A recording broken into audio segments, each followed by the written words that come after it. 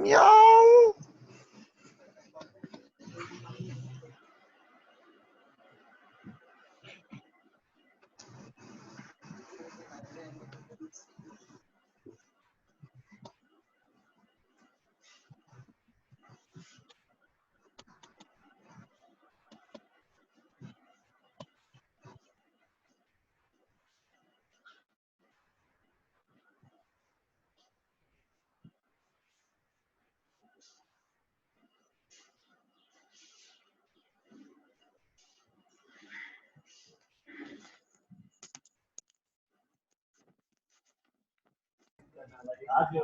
Sir start कर लें, recording तो वैसे भी होती है sir.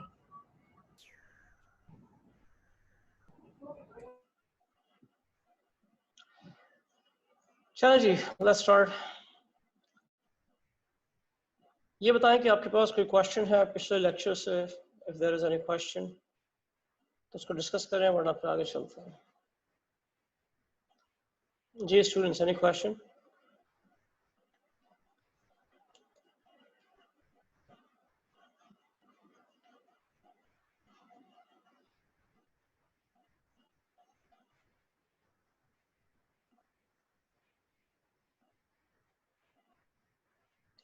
Hey, our students are not allowed to speak.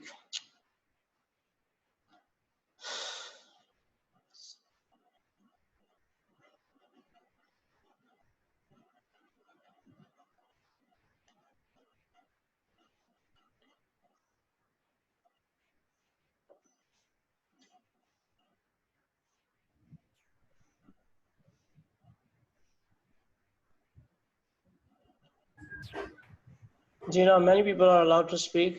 My question is, अगर आपके पास कोई confusion है पिछले लेक्चर से तो please feel free.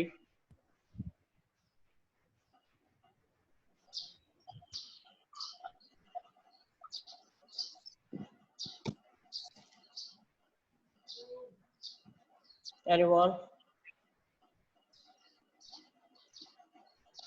हाँ सर। No question. जी राना उस्मान, आपका क्या क्वेश्चन है?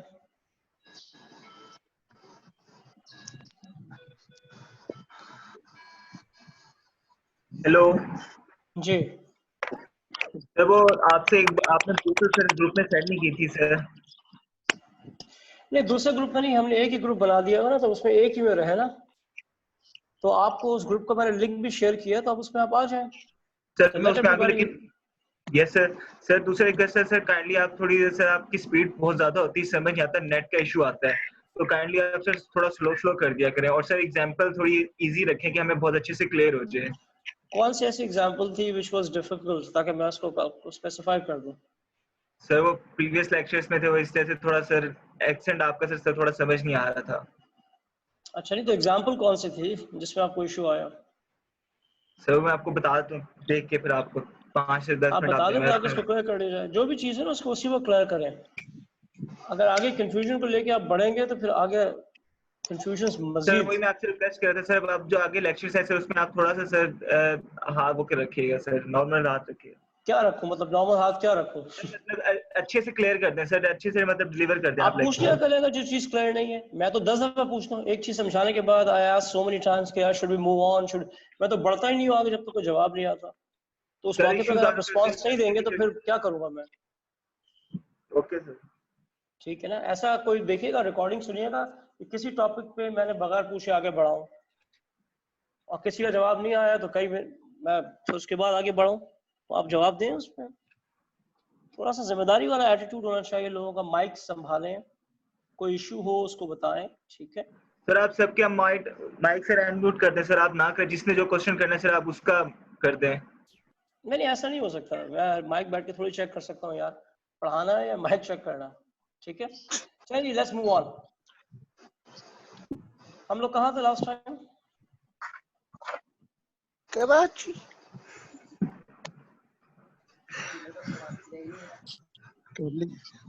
पीयर टू पीयर्स पे बात करनी है हमें, पीयर टू पीयर आर्किटेक्चर।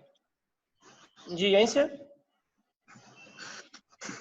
हम बात कर रहे थे टाइप्स ऑफ नेटवर्क की, और हमने टाइप्स ऑफ नेटवर्क पे बात की थी क्लाइंट सर्वर आर्किटेक्चर की। और क्लाइंट सर्वर में हमने कहा था दो किस्म की मशीन्स होती हैं, एक सर्वर मशीन और एक क्लाइंट मशीन। और मैंने आपको एक अच्छी एग्जांपल दी थी कि client server is same as एक क्लास में टीचर है, तो टीचर इज अ सर्वर। आप उस सर्वर से कनेक्ट होकर सवाल करें और आगे बढ़ें। जी, 2 लोगों ने हाथ उठाया है, एनी क्वेश्चंस?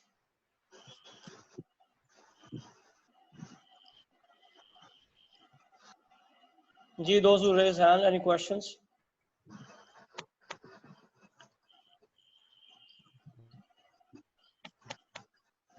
अभी देखें, नो रिस्पॉन्स कम्स इन, क्या करें? चलिए आगे चलते हैं। अब हम बात करेंगे पीयर टू पीयर आर्किटेक्चर की। अब peer to peer architecture is basically, आप ये समझें कि एक ऐसी क्लासरूम है जिसमें कोई टीचर नहीं है, सारे स्टूडेंट्स ही हैं, ठीक है, सारे पीयर्स हैं, सारे दोस्त हैं, ठीक। तो यूँ समझेंगे क्लास में एक स्टूडेंट के पास, एक स्टूडेंट को चैप्टर 1 आता है तो बाकी लोगों से चैप्टर 1 की नॉलेज शेयर कर लेगा, एक को चैप्टर 2 आता है तो चैप्टर 2 की नॉलेज शेयर कर लेगा, एक को चैप्टर 3 आता है वो चैप्टर 3 की नॉलेज शेयर कर लेगा। जी, ये बात समझ आती है? Yes sir. ग्रेट। तो आप देख लें, इस पिक्चर को भी देखें, इसमें कोई सर्वर नहीं है, there is no server, peers हैं, बराबर की मशीन्स हैं। हो सकता है एक के पास प्रिंटर लगा हुआ है, एक के पास स्कैनर लगा हुआ है, तो हम एक दूसरे के रिसोर्सेज को इस्तेमाल कर सकते हैं। There is no server, there is no dominating machine, ठीक। जैसे क्लाइंट सर्वर में तो एक मशीन डोमिनेट करती है, हमें पता है। जैसे मैंने एग्जांपल दी कि वहाँ टीचर है तो टीचर डोमिनेट करता है, यहाँ कोई डोमिनेट नहीं कर रहा। आपके रिसोर्सेज को हम सब मिलकर यूज कर लेंगे, मेरे रिसोर्सेज को बाकी लोग मिलकर यूज कर लेंगे, and this is called peer to peer architecture. जी, एनी क्वेश्चंस?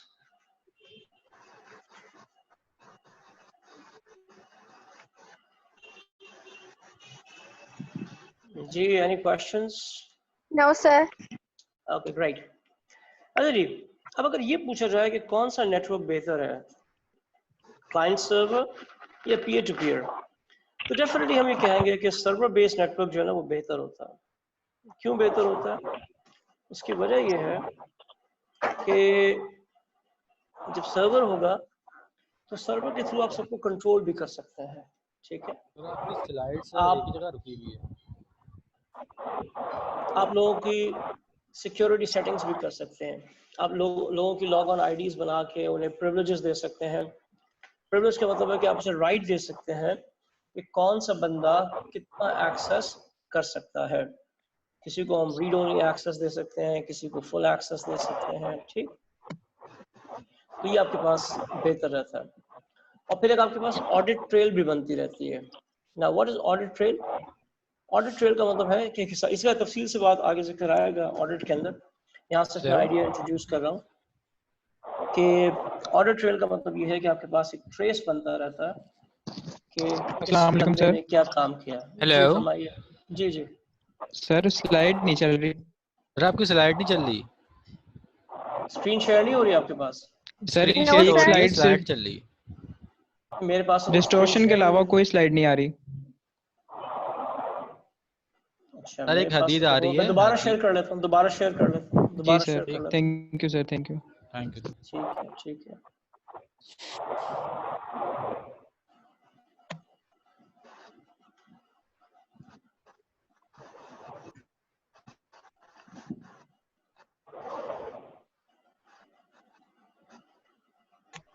जी, आ रही है स्क्रीन अभी?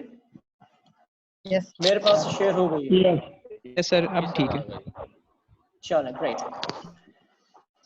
तो अगर आप लोगों ने ये पिक्चर नहीं देखी थी P2P वाली, तो पिक्चर देख लें आप, ठीक है। यहाँ पर आप देखें कोई सर्वर नहीं है, दोनों बराबर की मशीन्स हैं, दोनों क्लाइंट्स हैं, दोनों दोस्त हैं, दोनों पीयर्स हैं, और आपके रिसोर्सेज दूसरा और दूसरा आप दूसरे के रिसोर्सेज को यूज कर सकते हैं, ठीक। और हम ये बात कर रहे थे कि अगर हम कंपेयर करेंगे सर्वर बेस्ड को और पीयर टू पीयर को, तो सर्वर बेस्ड एक बेहतर सेटअप है। उसमें हमारे पास ज़्यादा सिक्योरिटी है, लोड शेयरिंग हो सकती है, लोगों के हम लॉगिन आईडीज बना के उनको राइट्स दे सकते हैं, ठीक। और हमारे पास एक ऑडिट ट्रेल भी होती है। ऑडिट ट्रेल का मतलब है कि वहाँ पर ट्रेस होता है कि कौन सिस्टम में कब आया, क्या किया, ठीक। ये सारा कुछ हिसाब हमारे पास होता है, और इसमें हम बड़ी आसानी से पूरे सिस्टम का और क्लाइंट्स का बैकअप भी रख सकते हैं। तो summary is the client server is a better setup as compared to P2P। जी एवरीवन, यहाँ तक क्लियर है? यस सर क्लियर है। चलें ग्रेट, आगे चलते हैं। Next we have a type of network by area या बाय साइज।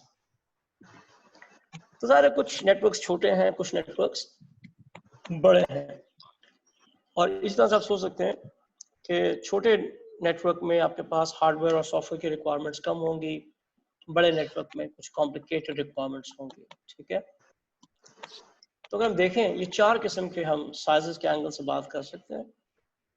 एक आपके पास पर्सनल एरिया नेटवर्क है, एक लोकल एरिया नेटवर्क है, एक मेट्रोपॉलिटन एरिया नेटवर्क है, और एक आपके पास वाइड एरिया नेटवर्क है या ग्लोबल एरिया नेटवर्क है। ठीक, अच्छा, पर्सनल एरिया नेटवर्क बड़ा आसान है और बड़ा कॉमन है। ठीक, आप आज जब बैठते हैं तो आपके पास मल्टीपल डिवाइसेस होती हैं। आप फॉर एग्जांपल बैठे हुए हैं, आपके पास आपका सेल फोन और लैपटॉप कनेक्टेड है। ठीक, हो सकता है सेल फोन, लैपटॉप और आपका प्रिंटर भी कनेक्टेड हो। ठीक, तो ये आपका एक पर्सनल एरिया नेटवर्क है जो आपने कनेक्ट किया है। तो एक ज़माने में हम ये डिवाइसेस कनेक्ट करते थे इंफ्रारेड से या ब्लूटूथ से। आजकल वाईफाई के थ्रू ये सारी की सारी डिवाइसेस आपके पास कनेक्टेड होती हैं। बल्कि आप देख सकते हैं कि एक बंदे के पास डेस्कटॉप भी है, लैपटॉप भी है, एक टैबलेट भी है, एक फ़ोन भी है, एक प्रिंटर भी है। तो उसने अपनी सारी चीज़ें कनेक्ट की हुई हैं और वो बैठ के अपना काम कर रहा है। तो ये उसका पर्सनल एरिया नेटवर्क है, ये उसका पर्सनल एरिया नेटवर्क है। जी, is this clear to you?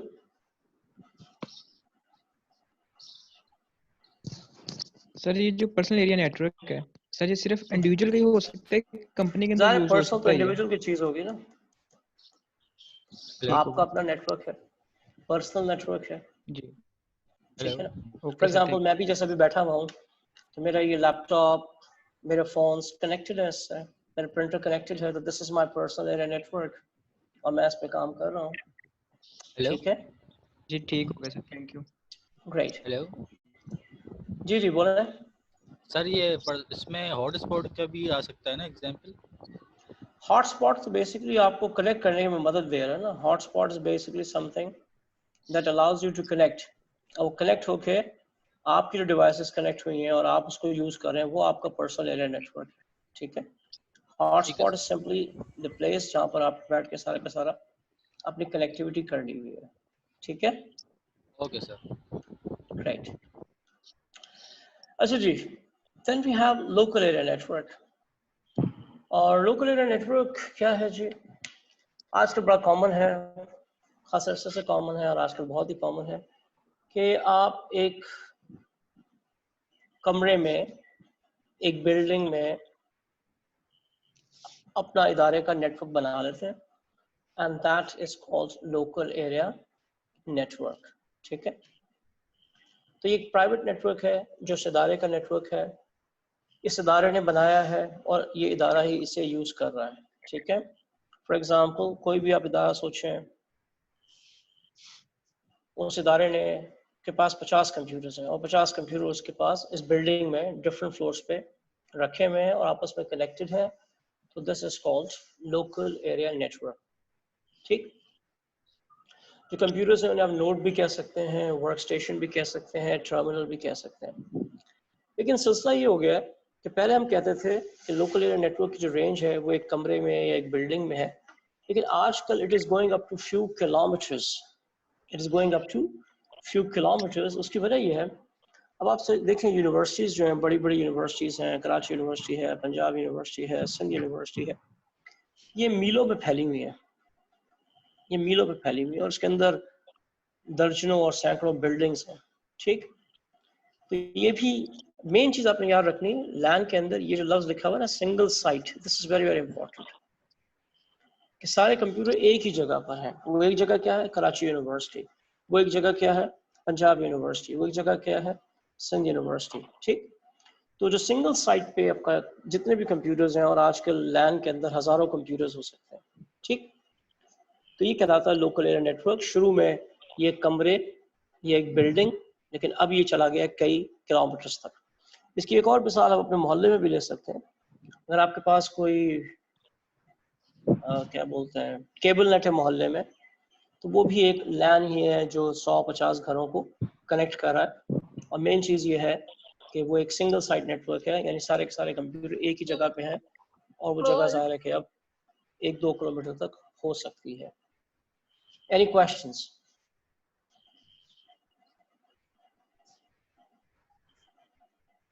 जी कोई सवाल?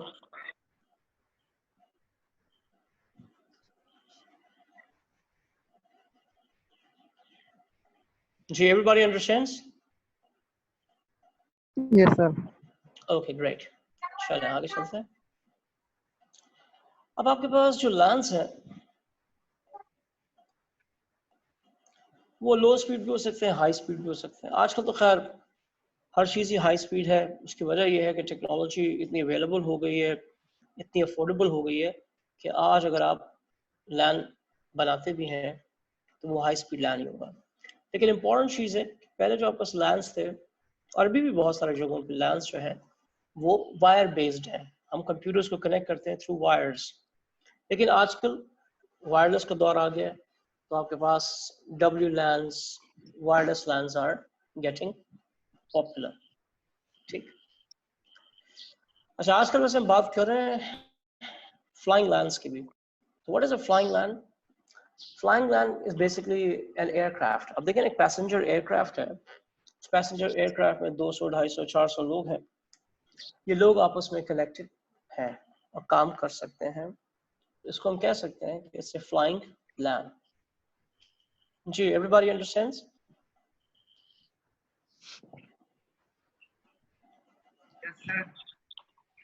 ग्रेट।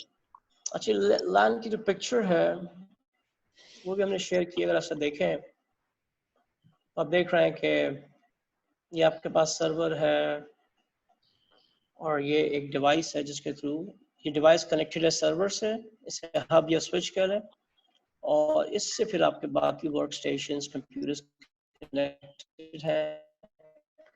ठीक, कंप्यूटर्स हैं, प्रिंटर्स हैं। तो ये आपका एक लैन है और बड़ा कॉमन सेटअप है आजकल हर इदारे के अंदर। जी लैन पे कोई सवाल, कोई confusion? No, sir. Okay great. अच्छा जी, अब आपके पास मैन का दौर आ गया, मेट्रोपॉलिटन एरिया नेटवर्क। अच्छा मेट्रोपॉलिटन एरिया नेटवर्क याद रखने का आसान तरीका है कि जो मेट्रोपॉलिटन है उसका मतलब होता है शहर। तो आपके पास सिटी एरिया नेटवर्क्स आ गए, ऐसे नेटवर्क्स आ गए जो पूरे के पूरे शहर को कवर कर रहे हैं। ठीक, आप सोच सकते हैं कि एक कंपनी है, उसके 4 ऑफिसेस हैं शहर में, तो उसने चारों ऑफिसेस को कनेक्ट कर लिया हुआ है। तो ये उसका मेट्रोपॉलिटन एरिया नेटवर्क बन गया। जी ये बात समझ आती है? जी somebody raised hands, फरमाइए।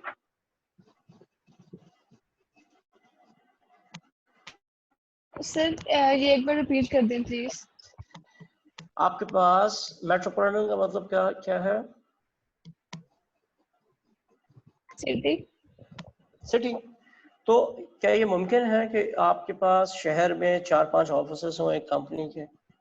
Yes no? जी सर। Yes, sir. तो अगर वो 4-5 ऑफिसेस को उन्होंने कनेक्ट कर लिया तो ये उनका मेट्रोपॉलिटन एरिया नेटवर्क बन गया। ठीक है sir, thank you so much sir. ठीक है, ओके ग्रेट। अच्छा ये पिक्चर अभी आप देखें तो इसमें यही है। सर ये मेट्रोपॉलिटन एरिया नेटवर्क और लैन में क्या फर्क है? चीज तो एक ही लग रही है। आपकी आवाज बहुत हल्की आ रही है, दोबारा हो रहा है। सर ये मेट्रोपॉलिटन एरिया नेटवर्क जो है मैन और लैन में क्या फर्क है? बहुत फर्क है। यार लैन हमने कहा कि एक कमरे में, एक बिल्डिंग में या फ्यू किलोमीटर्स तक है। ठीक है, और मैन के लिए मैंने कई दफा आपसे कहा कि मैन मीन सिटी, एक शहर। एक शहर में हो और एक कराची यूनिवर्सिटी कैंपस और लाहौर कैंप यूनिवर्सिटी या क्या, इसमें फर्क तो है, वो एक छोटी जगह है। और मैंने खास तौर पे आपसे एक पॉइंट पे कई दफा इंसिस्ट किया कि लैन में सिंगल साइट, सारे के सारे कंप्यूटर्स एक ही जगह पर हैं। ठीक, वो जगह ठीक है, बड़ी सी जगह है, लेकिन शहर तो नहीं है ना। आप शहर कह रहे हैं तो शहर के लिए मैंने कई दफा आपसे कहा कि आप एक शहर है, उसके अंदर आपके 4 ऑफिसेज हैं, एक शहर के एक कोने में, एक दूसरे कोने में, एक तीसरे कोने में, एक चौथे कोने में, ठीक, और उनको आपस में कनेक्ट कर दिया आपने, तो दिस इज मैन। तो डिफरेंस समझ आता? ये समझ आती है। ग्रेट। अच्छा जी, तो ये मैन है विच इज कनेक्टिंग शहर के अंदर आपके डिफरेंट कंप्यूटर्स। अच्छा, अब man can be private, man can be public. आसान सी चीज है। प्राइवेट का मतलब ये है, पहली लाइन ये पढ़ लें और याद रखें, दिस इज प्राइवेट। प्राइवेट का मतलब है it is owned and used by a single organisation. मैं एक ट्रैवल एजेंसी हूँ, मेरे शहर में 5 ऑफिसेज हैं, मैंने एक अपना मैन क्रिएट कर लिया है, चूंकि ये मैंने ही क्रिएट किया है, मैं ही इसे यूज करता हूँ, तो ये एक प्राइवेट मैन है। ठीक, ये बात समझ आती है? Yes sir. ठीक है। वैसे मैंने यहाँ पर पुलिस की एग्जांपल भी दी हुई है, कराची में जो पुलिस के थाने हैं वो कनेक्टेड हैं, तो इसका मतलब ये है कि ये एक प्राइवेट मैन है। क्यों प्राइवेट मैन है? Because it is owned and operated by Karachi police. ठीक, चूंकि खास इदारे का है और इदारे ही इसको यूज कर रहा है, तो ये फिर उसका जो भी चीज आपकी अपनी होती है वो प्राइवेट होती है। ठीक, तो ये प्राइवेट मैन है जी। Everybody understands? सर जनाब जी सर। सर ये थोड़ा सा जरा दोबारा रिपीट कर दे, स्टार्टिंग से मेरा नेट प्रॉब्लम थी तो मैं नहीं समझ पाया लैन से।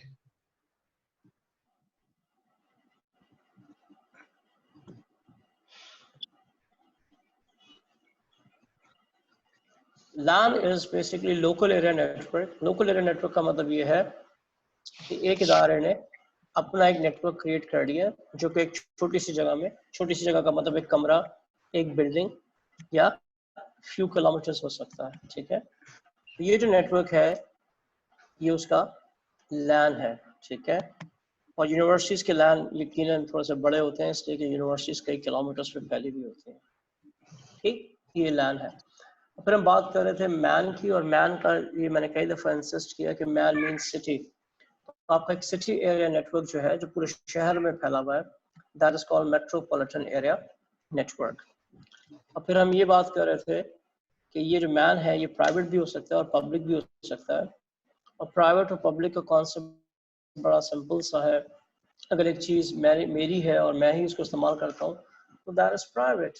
ठीक, तो फॉर एग्जांपल एक ट्रैवल एजेंसी है, फॉर एग्जांपल एक बिजनेस है, उसने शहर के अंदर 4 ऑफिस बनाए हुए हैं, तो ये उसका प्राइवेट मैन है। ठीक है जी, इज इट क्लियर?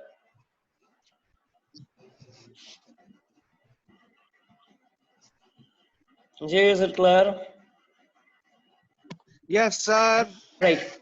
अच्छा, अब public man is again simple. जो पब्लिक का मतलब है, इसका मतलब है कि इसको कई लोग यूज कर सकेंगे। तो public man is owned by a single और several organization but could be used by any individual और एनी ऑर्गेनाइजेशन। ठीक, इसकी सबसे अच्छी जो एग्जांपल है वो एटीएम नेटवर्क है।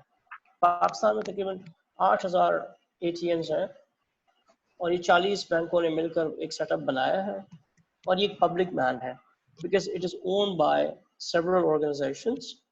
लेकिन इसको ऑपरेट कोई भी कर सकता है, कोई भी जाकर इस पर अपना ट्रांजैक्शन कर सकता है। तो यही एग्जांपल आप याद रखें एटीएम नेटवर्क की। ठीक जी, ये बात समझ आ गई? सर यहाँ पे प्राइवेट में तो सर आपने पुलिस स्टेशन की हमें दे दी एग्जांपल। अगर हम उसी को हम पब्लिक में लेके आए तो सर उसमें फिर कौन से हम लेंगे कि पब्लिक मैन कौन सा? क्योंकि एक चीज के दोनों रुख होंगे ना, अगर पुलिस प्राइवेट ऐसा भी और कर पब्लिक दे, भी। सुन ले, अगर पुलिस ऐसा कर दे कि ये नेटवर्क जो है कोई भी शहरी एक्सेस कर सकता है, पुलिस का नेटवर्क है, कोई भी शहरी एक्सेस कर सकता है और उसको एक्सेस करके वो अपनी जो भी कंप्लेन है वो डाल सकता है, तो then it will become public man. जी ठीक हो गया। ठीक है जी सर, थैंक यू। ग्रेट। अच्छा, फिर आपके पास wide area network. Wide area network का मतलब है कि अब आप शहरों से आगे चले जाएं, ठीक है। अब आप बात कर रहे हैं 2 शहरों को कनेक्ट करने की, अब बात कर रहे हैं 2 कंट्रीज को कनेक्ट करने की, या 2 कॉन्टिनेंट्स को कनेक्ट करने की, तो ये बन जाएगा आपका wide area network. It is wide area network because now आप बहुत बड़े एरिया पे फैल गए हैं। जी, 2 लोगों ने हाथ उठाया जनाब, क्या मसला है बताइए।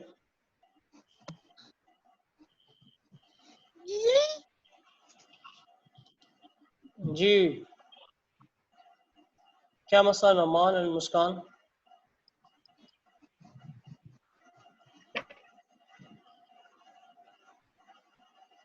सर यही कहना था कि मुझे अनम्यूट कर दे, वो म्यूटेड था मैं। ठीक है, हो गया हो गया। अच्छा जी, तो वाइड एरिया नेटवर्क आपके पास शहरों को कनेक्ट करें या मुल्कों को कनेक्ट करें या कॉन्टिनेंट को कनेक्ट करें, और जाहिर है कि अब इसके अंदर बहुत सारी आपके पास चीज़ें यूज़ हो रही होंगी, टेलीफोन लाइंस यूज़ हो रही होंगी, माइक्रोवेव यूज़ हो रहे होंगे, सैटेलाइट यूज़ हो रहे होंगे, ठीक। ये बहुत बड़ा नेटवर्क आपके पास बन जाएगा, ठीक। अच्छा, वाइड एरिया नेटवर्क में भी आपके पास 2 पॉसिबल, बल्कि ये पिक्चर देखें आप पहले, तो दिस एक्सप्लेन्स द आइडिया कि वाइड एरिया नेटवर्क है और प्लैनेट पर डिफरेंट मुल्क और डिफरेंट कॉन्टिनेंट जो है वो कनेक्ट हुए हुए। जी, यहाँ तक किसी को कोई issue? No, sir. Okay, great.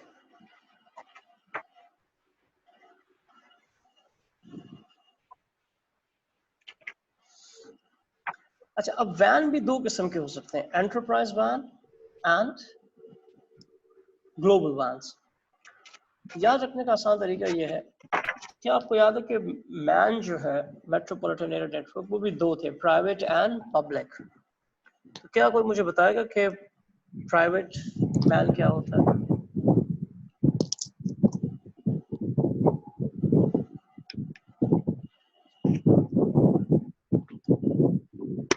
जी, प्राइवेट मैन क्या होता है?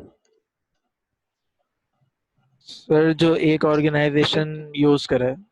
जी, उन्होंने बनाया और वही उसे यूज कर रहे हैं। ये जरूरी है कि हम ये कहें कि उन्होंने बनाया वही यूज कर रहे हैं। जी बिल्कुल। पब्लिक मैन क्या होगा? सर पब्लिक जो कि उसी की जो एक डीवी चीज है, लेकिन वो बाकी यूज कर रहे हैं अपने रेगुलर यूज के लिए, जैसे एटीएम करने मिसाल दी। ठीक है, एक इदारे ने बनाया या कई इदारों ने बनाया, लेकिन इस पे जनरल पब्लिक का एक्सेस है। हाँ जी, तो वो पब्लिक मैन है। यही कॉन्सेप्ट आपके पास यहाँ पर भी है। जो एंटरप्राइज मैन है ना, वो एक इदारे ने बनाया है। सर माइक म्यूट करवा दें, आवाज नहीं आ रही। इससे कोई ताल्लुक नहीं है यार, आवाज अगर नहीं आ रही है तो मुझे खैर किसी की आवाज नहीं आ रही है, तो मेरा ख्याल है कि कोई डिस्टर्बेंस नहीं है। और आई अप्रिशिएट के लोग जो है बड़ा रिस्पॉन्सिबली एक्ट कर रहे हैं। तो मुझे तो वैसे कोई आवाज नहीं आ रही है किसी की तरफ से। ठीक हो गया सर।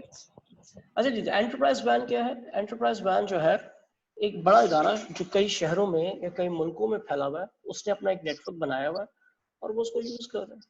तो दैट इज एंटरप्राइज वैन। और इसकी बहुत सारी एग्जांपल्स हैं। कई एयरलाइंस हैं, कई बैंक्स हैं, वो दुनिया के कई मुल्कों में फैले हुए हैं और उनका अपना एक नेटवर्क है और उस नेटवर्क पे काम कर रहे हैं वो। तो चूंकि ये इनका अपना नेटवर्क है और यही से इस्तेमाल कर रहे हैं, तो ये एंटरप्राइज वैन है। जी, बात समझ आती है?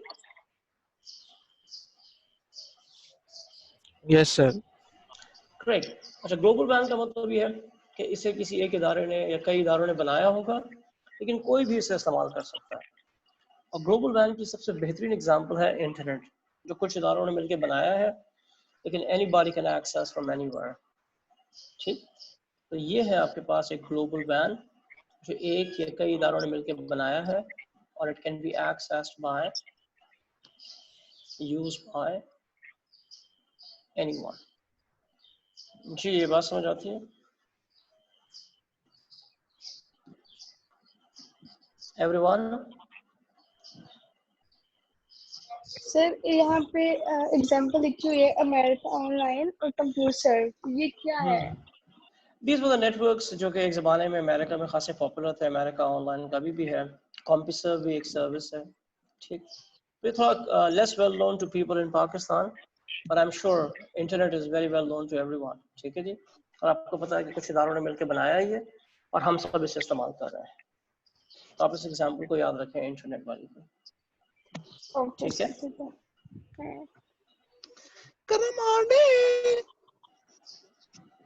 अच्छा जी, somebody raised hand. जी जिले, कोई क्वेश्चन है आपका?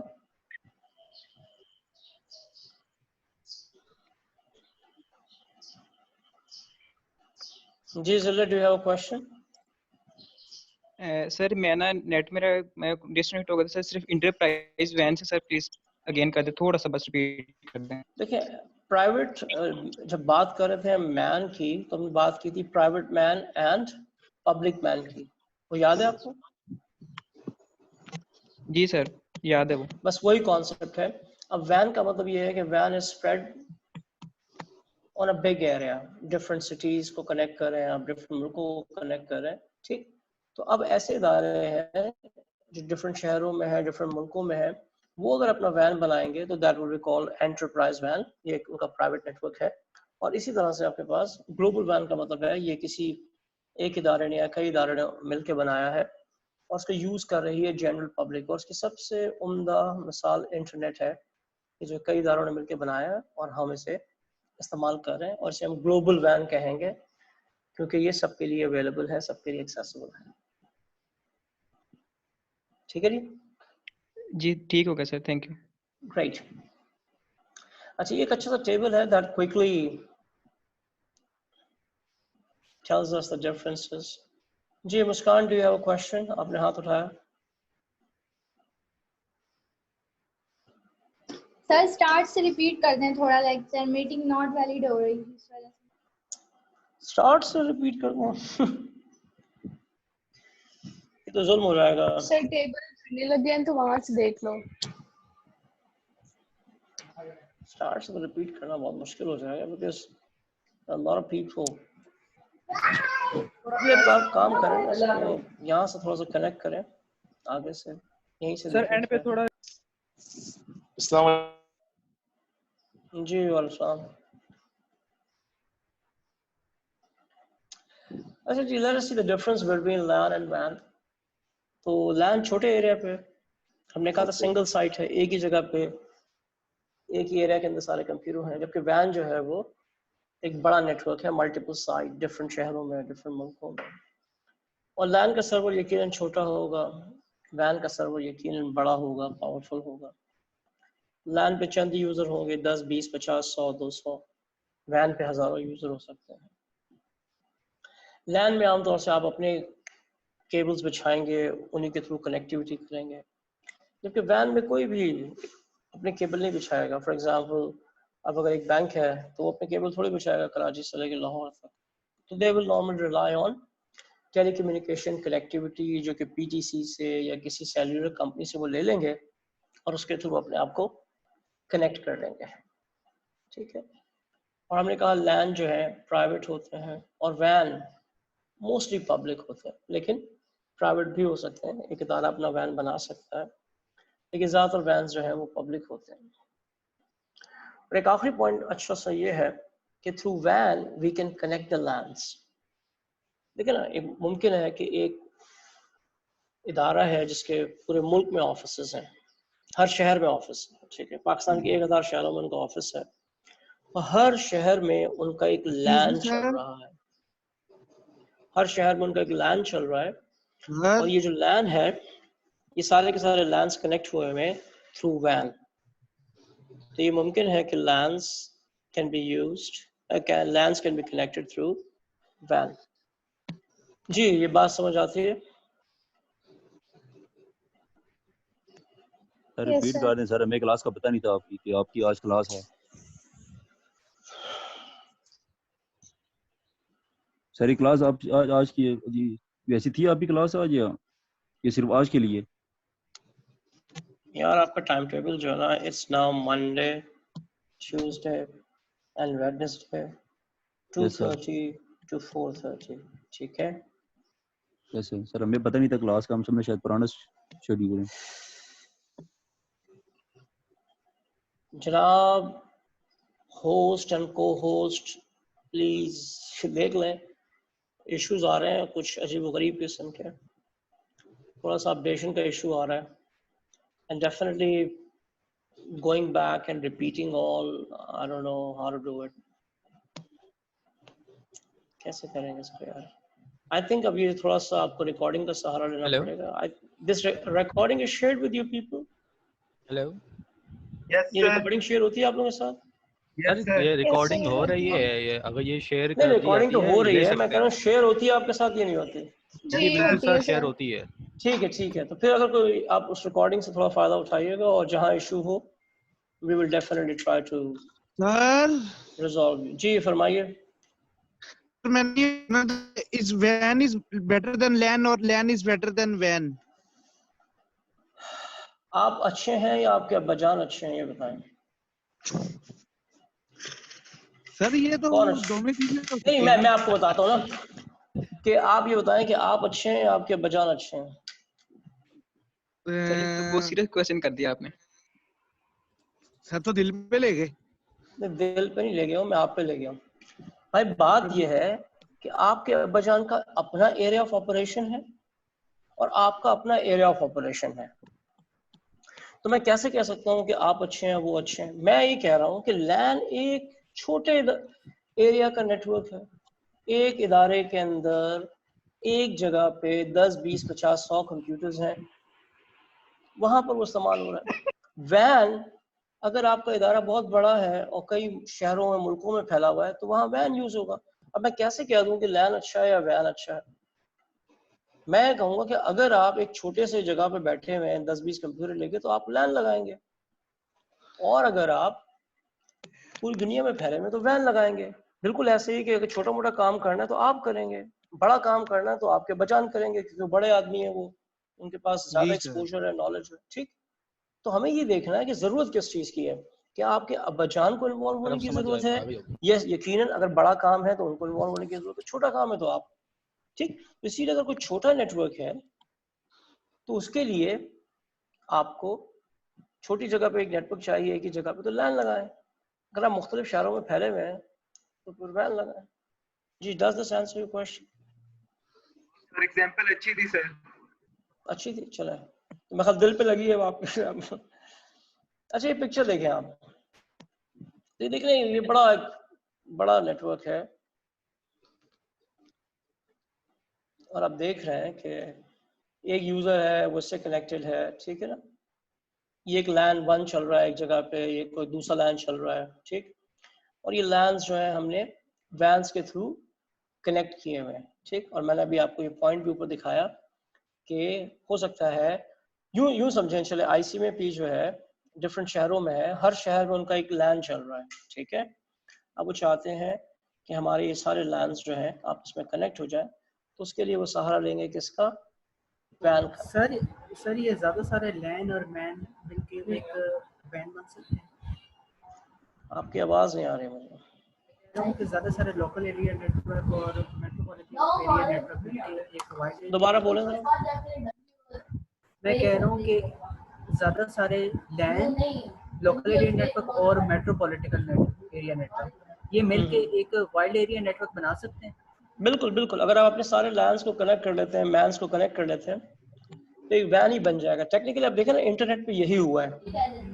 मैंने अपना कंप्यूटर लगा दिया नेट पे, आपने अपना लगा दिया, एक इदारे ने अपना लगा दिया, दूसरे इदारे ने अपना लगा दिया, तो वो सारे के सारे जब आप वैन कहते हैं तो वैन के अंदर आपके पास हर किस्म की चीज है, उस पे लैंस भी कनेक्टेड हैं, उस पे मैन्स भी कनेक्टेड हैं।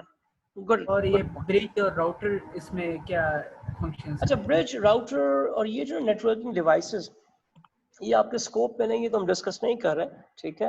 मतलब ब्रिज, राउटर और आपके पास लैन कार्ड्स, मॉडेम्स, बहुत सारी चीजें होती हैं, ठीक, गेटवेज होते हैं, वो सारे आपके स्कोप में नहीं है, तो we are not discussing those. But yes, when you are establishing network तो आपको रिलाई करना पड़ता है, लैन कार्ड्स भी चाहिए होते हैं, तो ये इसका जो मर्ज करके बनाया जाता है, जो नेटवर्क बनाया जाता है, फिर उसको मर्जिंग शेप में क्या कहा जाएगा? क्या कह रहे हैं, दोबारा क्या? इस तरह लैन एंड मैन को मर्ज करके वैन बनाया जाएगा, तो फिर उसको मर्ज शेप में क्या कह सकते हैं? वैन ही है ना, वो वैन ही, उसके अंदर बहुत सारे लैन्स हैं, ठीक है, एक वाइड एरिया नेटवर्क है, उसके अंदर मैन भी है, उसके अंदर लैंस भी है, उसको वैन ही कहेंगे हम। उसकी बेहतरीन एग्जांपल आप देख लें, इंटरनेट है, इंटरनेट में मैं भी कनेक्टेड हूँ, आप भी कनेक्टेड हैं, ठीक, सिंगल यूजर कनेक्टेड है, और बहुत बड़े बड़े इदारे भी कनेक्टेड हैं, ऐसे इदारे भी कनेक्टेड हैं एक ही शहर में, ऐसे इदारे भी हैं जो कई शहरों में है, ठीक, तो वो वैन बन जाएगा, बहुत सारे लैंस मैंस मिला कर ना, इट विल बी अ वैन। जी, इज इट क्लियर? जी सर। ओके, अब थोड़ा सा हम ये देख लेते हैं कि नेटवर्क हमारी ज़िंदगी में कहाँ कहाँ मौजूद हैं, कहाँ कहाँ हम इन्हें यूज़ कर रहे हैं। कुछ कॉमन नेटवर्क्स का जिक्र मैंने किया, 11 नेटवर्क्स, इनमें से कुछ अब ख़त्म भी हो रहे हैं, हो गए हैं। Let us see these 11 networks right from radio networks to extranets. तो डायरेक्ट तफसील पे आ जाता है। रेडियो नेटवर्क, तो अब सबको पता है रेडियो नेटवर्क फैला हुआ है पाकिस्तान में, ठीक है। पाकिस्तान में कितने रेडियो नेटवर्क्स हैं? रेडियो सुनते होंगे सब लोग, कितने हैं जी?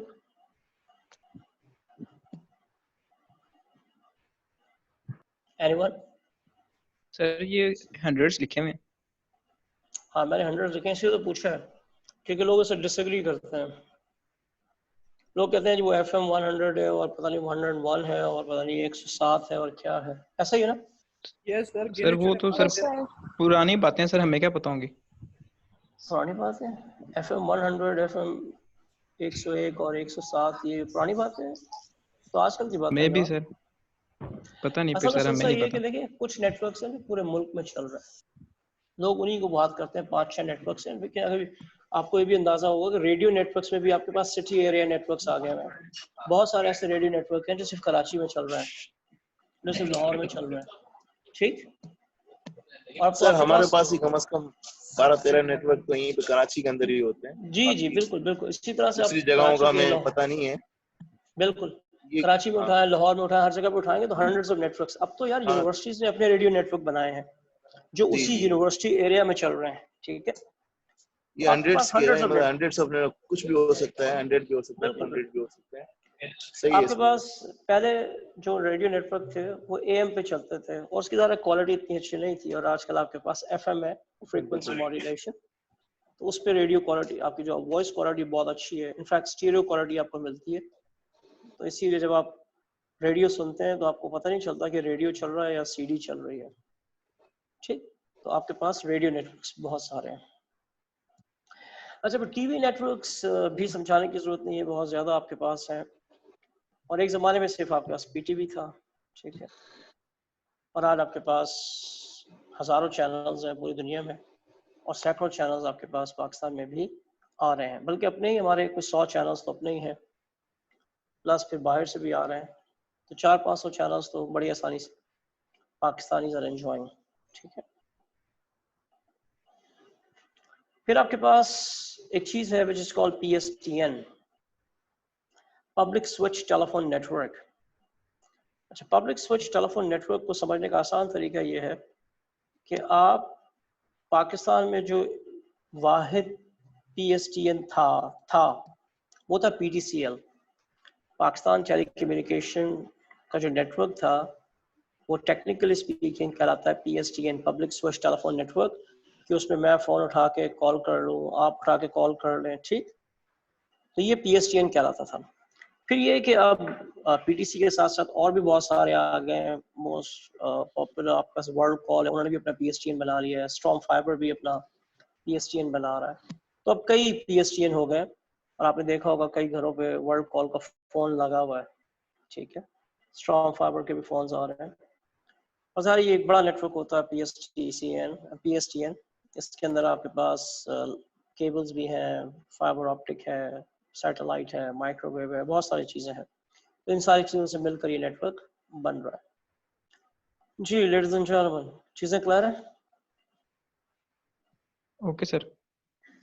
जी एवरीवन, कम से कम 2 लोग तो क्लियर रिस्पॉन्स है। दिया करें, ठीक है। यस सर क्लियर है। चले ग्रेट। अब आपके पास एक और जो नेटवर्क आप देख रहे हैं हर वक्त, और उसी नेटवर्क के थ्रू मेरा ख्याल है इस वक्त सारे लोग कनेक्टेड भी हैं, that is the cellular network. ठीक है जी, तो सेल फोन सभी के पास है, ज़्यादा समझाने की ज़रूरत नहीं है। एक छोटी सी बात यह है कि सेल फोन जो है वो रेडियो वेव्स पे काम करता है, ठीक, और आप कनेक्ट होते हैं RBS से, रेडियो ब्रॉडकास्टिंग स्टेशन।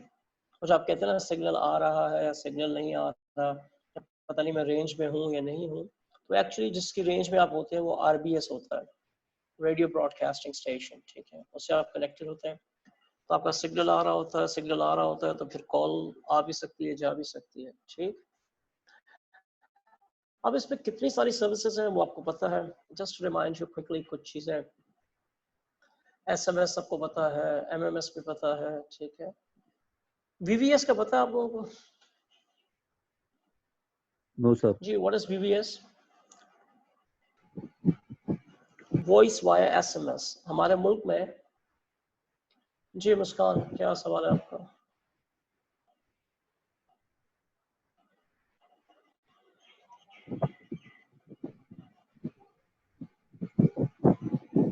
जी मुस्कान जी क्वेश्चन, जी बोले। सर क्वेश्चन नहीं है, वॉइस किया SMS पूछा था ना आपने, ये डिफाइन करो। अच्छा, तो VVS जो है ना वो आपके पास वॉइस वाया SMS, और ये सबने देखा हुआ है, जिसको हमारे यहाँ कहते हैं ना बोलो SMS या आवाज SMS।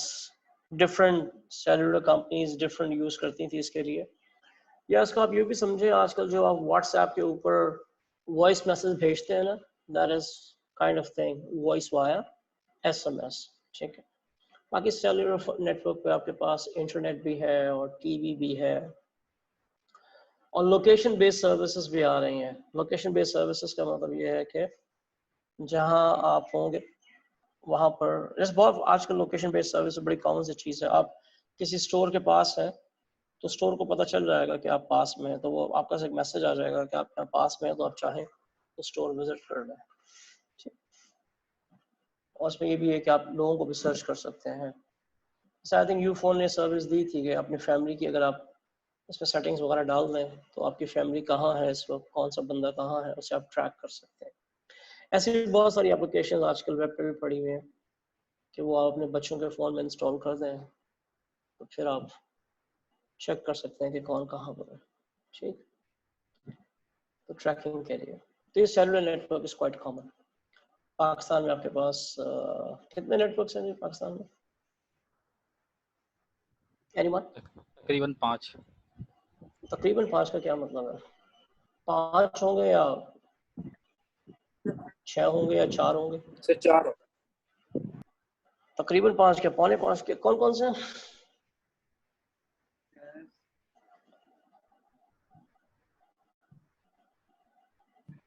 Sir Warid, Jazz, Telenor, Ufone, Zong. जबरदस्त, तो कितने हो गए? 5 हो गए।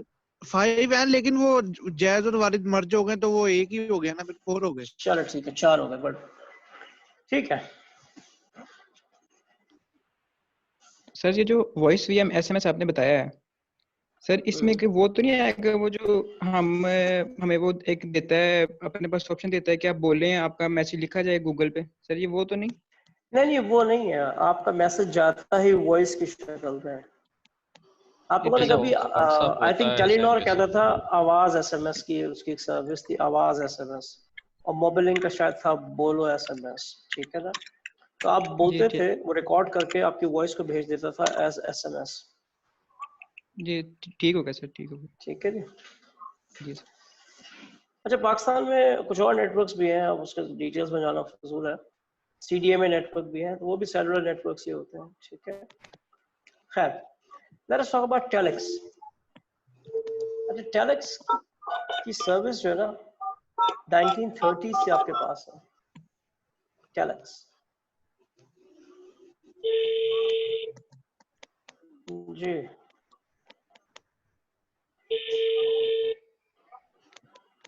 ये somebody's darling number. So basically it was a tele printer. अच्छा, मैं ICMA से बात कर रहा हूँ। आपने विजिट किया था ना एडमिशन के लिए? अभी हमारे एडमिशन ओपन है फॉल के लिए 15 जून लास्ट डेट है, उसके लिए आप इंटरेस्टेड हो? हारिस ने कॉल की है। मैंने हारिस को बंद कर दिया। हारिस भाई अच्छा जी, टेलेक्स नेटवर्क आपके पास एक बहुत पुरानी चीज है और 1930 से यानी आप समझे 90 साल अब तो खैर ये खत्म ही हो गया। इसमें बेसिकली क्या होता था, आपके पास एक चीज होती थी टेलेक्स टर्मिनल। टेलेक्स टर्मिनल, और ये मैंने पिक्चर दी है टेलेक्स टर्मिनल की। अगर आप नोट करें, ये लगा हुआ डायलर, आपको मेरा कर्सर नजर आ रहा है? जी कर्सर नजर आ रहा है? नजर आ रहा है। जी जी सर आ तो रहा ये है। डायलर लगा हुआ है, इससे आप टेलीफोन नंबर डायल करते थे और डायल करने के बाद ये टाइपराइटर है, इस पे आप मैसेज टाइप करते थे। अच्छा मजे की बात है, जो मैसेज आप यहाँ टाइप करते थे वो यहाँ भी टाइप होता था और दूसरे टेलेक्स मशीन पे भी टाइप होता था, जिससे आप कनेक्ट हुए होते थे इस टेलीफोन लाइन के थ्रू। तो बेसिकली यूं समझ लें कि दो टाइपराइटर्स थे जो कनेक्ट करते थे हम टेलीफोन लाइन के थ्रू, और उसके बाद यहाँ से हम डायल, अब यहाँ से हम मैसेज टाइप करते थे, तो जो मैं यहाँ टाइप करता था वो वहां भी टाइप होता था, तो यूं मैसेज आपके पास चला जाता था। जी ये कॉन्सेप्ट समझ आता है? यस सर ठीक है। ठीक है, ये बड़ा आसान सा कॉन्सेप्ट है, लेकिन ज़ाहिर है कि अब ये फजूल आइडिया है, आपके पास ईमेल है, एसएमएस है, तो ये आपके पास यूज नहीं होगा। अच्छा फिर एक और बड़ा नेटवर्क पॉपुलर हुआ था teletext. It was very popular back in 90s। अब मेरा नहीं ख्याल कि आज ये चल रहा है कहीं। तो इस नेटवर्क में क्या था कि टेलीटेक्स्ट, इसमें सिर्फ टेक्स्ट जा सकता था, इसमें कोई पिक्चर्स नहीं जाती थी, ठीक, टेक्स्ट जा सकता था। और तरीका ये था कि आप अगर इस टेलीटेक्स्ट को यूज करना चाहते थे तो आपको चाहिए था एक टेक्स्ट डिकोडर। वो टेक्स्ट डिकोडर आप लगा लेते थे अपने टेलीविजन के साथ या अपने कंप्यूटर के साथ, और फिर जो भी टेक्स्ट सर्विस थी उसको आप अवेल कर सकते थे। फॉर एग्जांपल जो एक बड़ी पॉपुलर सर्विस रही पाकिस्तान में बैक इन 90s, वो ये थी कि आप स्टॉक एक्सचेंज में जो ट्रेडिंग हो रही है वो देख सकते थे अपने कंप्यूटर पे या अपने टेलीविजन पे। तो होता ये था कि स्टॉक एक्सचेंज का जो डेटा था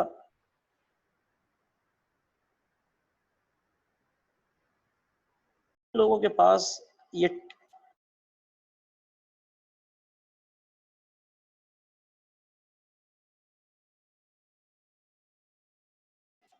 ठीक, सिर्फ उसमें मसला ये था कि ये यूनिडायरेक्शनल थी, वहां से जो डेटा आ रहा है उसे आप देख सकते थे, ठीक, इसमें कोई मल्टीमीडिया नहीं था, कोई ऑडियो वीडियो ग्राफिक्स नहीं थी।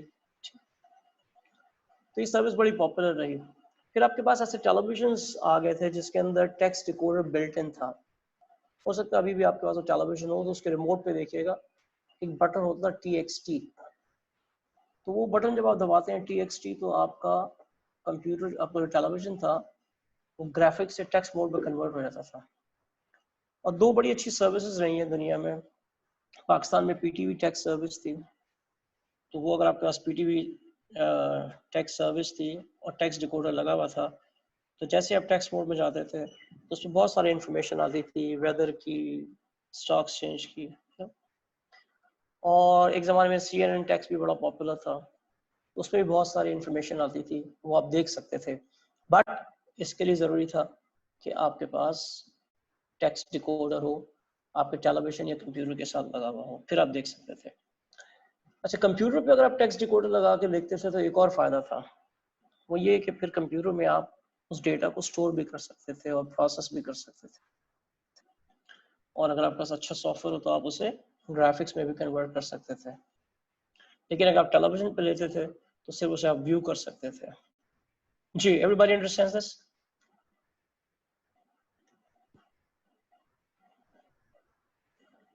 इसे एक बार रिपीट कर दें सर जी। सर एक बार रिपीट कर किस दें। चीज़ को रिपीट कर दें? अभी ये जो सर अभी आपने बताया, ये सारा जो मैंने बताया इसको रिपीट कर दूं?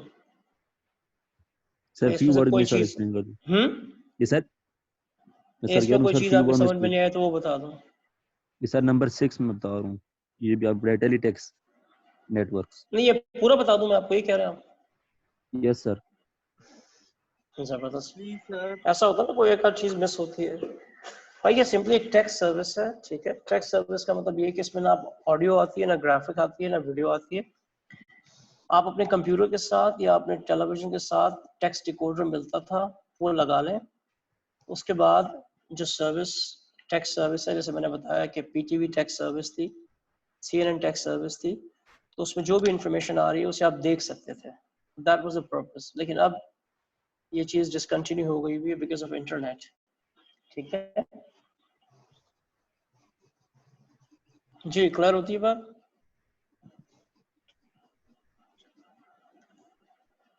यस सर, क्लियर है।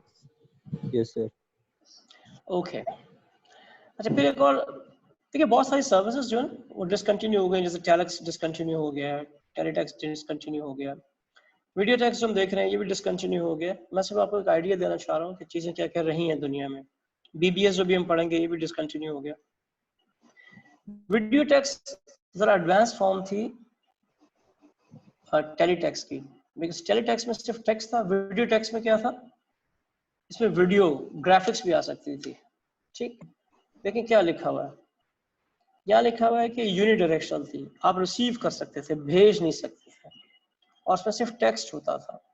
लेकिन वीडियो टेक्स्ट में ये बाई डायरेक्शनल थी, 2 वे थी, ठीक। सर उसमें सर जी उसमें अगर रिसीव कर सकते हैं, भेज नहीं सकते तो कोई Sorry? भेज रहा होगा तो कोई, आप कह रहे हैं उसमें सिर्फ रिसीव कर सकते हैं, भेज नहीं सकते, तो कोई भेज रहा होगा तो कोई रिसीव कर रहा है। सॉरी सर आप कह रहे हैं कि उसमें ना जो नंबर 5 वाला पॉइंट है उसमें सिर्फ हम रिसीव कर सकते हैं अपना मैसेज, सेंड नहीं कर सकते। तो कोई सेंड कर रहा होगा तो हमें रिसीव होगा ना। जी जी, बड़ी अच्छी बात की आपने।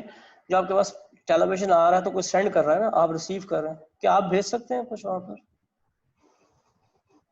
आपके पास अगर खबरें आ रही हैं, कोई गाना आ रहा है, कोई ड्रामा आ रहा है, तो कैन यू सेंड समथिंग? ठीक है, there is somebody a sender, there is somebody a sender, कोई ना कोई सेंडर तो है। आप क्या कर सकते हैं, आप सिर्फ रिसीव कर सकते हैं। बात समझ आ रही है?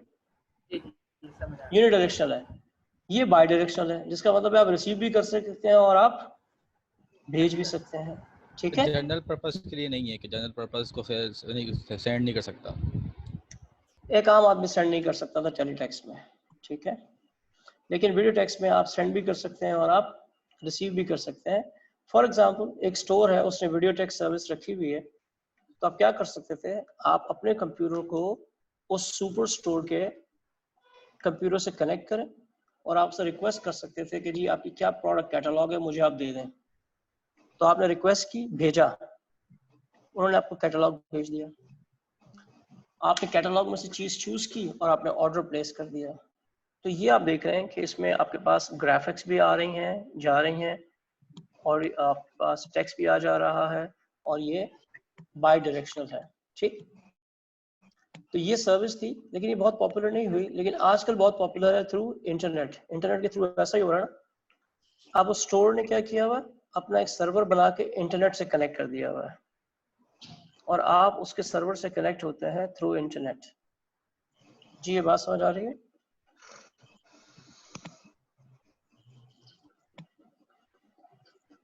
यस सर, ठीक है। ठीक है, तो ये आजकल आप इंटरनेट, इनफैक्ट इंटरनेट ने ये सारी सर्विसेज जो ना खत्म कर दी हैं, सब इंटरनेट ने टेक ओवर कर दी। अब एक जमाने में BBS भी बड़ी पॉपुलर सर्विस थी, लेकिन अब ये भी खत्म हो गई है। BBS में बेसिकली आप क्या करते थे, आप बेसिकली BBS को आप यूँ समझें, ये एक इलेक्ट्रॉनिक नोटिस बोर्ड था। इलेक्ट्रॉनिक नोटिस बोर्ड से बहुत सारे नोटिस पड़े हुए हैं, ठीक है। तो आप क्या करते थे, फॉर एग्जाम्पल एक ज़माने में लोगों ने कार सेलिंग के लिए BBS बनाए हुए थे। तो एक नोटिस बोर्ड था, जिसने भी गाड़ी बेचनी है वो उस पर जाके अपना नोटिस पोस्ट कर देता था, ठीक है। तो सबने अपने नोटिस पोस्ट कर दिए। अब मैं अगर गाड़ी खरीदना चाहता हूँ तो मुझे पता चला कि ये एक ऐसा BBS है जिसमें गाड़ियाँ की बाय एंड सेल होती है। तो मैं उस BBS से अपने कंप्यूटर को कनेक्ट करता था। एक लफ्ज़ इम्पॉर्टेंट है, मैं उस BBS से अपने कंप्यूटर को कनेक्ट करता था और वहाँ पर जितने मैसेजेस थे वो पढ़ लेता था, और फिर जो मुझे फैसला करना कर लेता था। यूनिवर्सिटीज़ अपने BBS बनाए हुए थे एक ज़माने में, उस पर टाइम टेबल डाले हुए हैं या जितने भी नोटिस हैं वो डाले हुए हैं, तो स्टूडेंट्स अपने घरों से, घर के कंप्यूटर से उस BBS से कनेक्ट होते थे और जो भी न्यूज़ है वो डाउनलोड कर ली या पढ़ ली।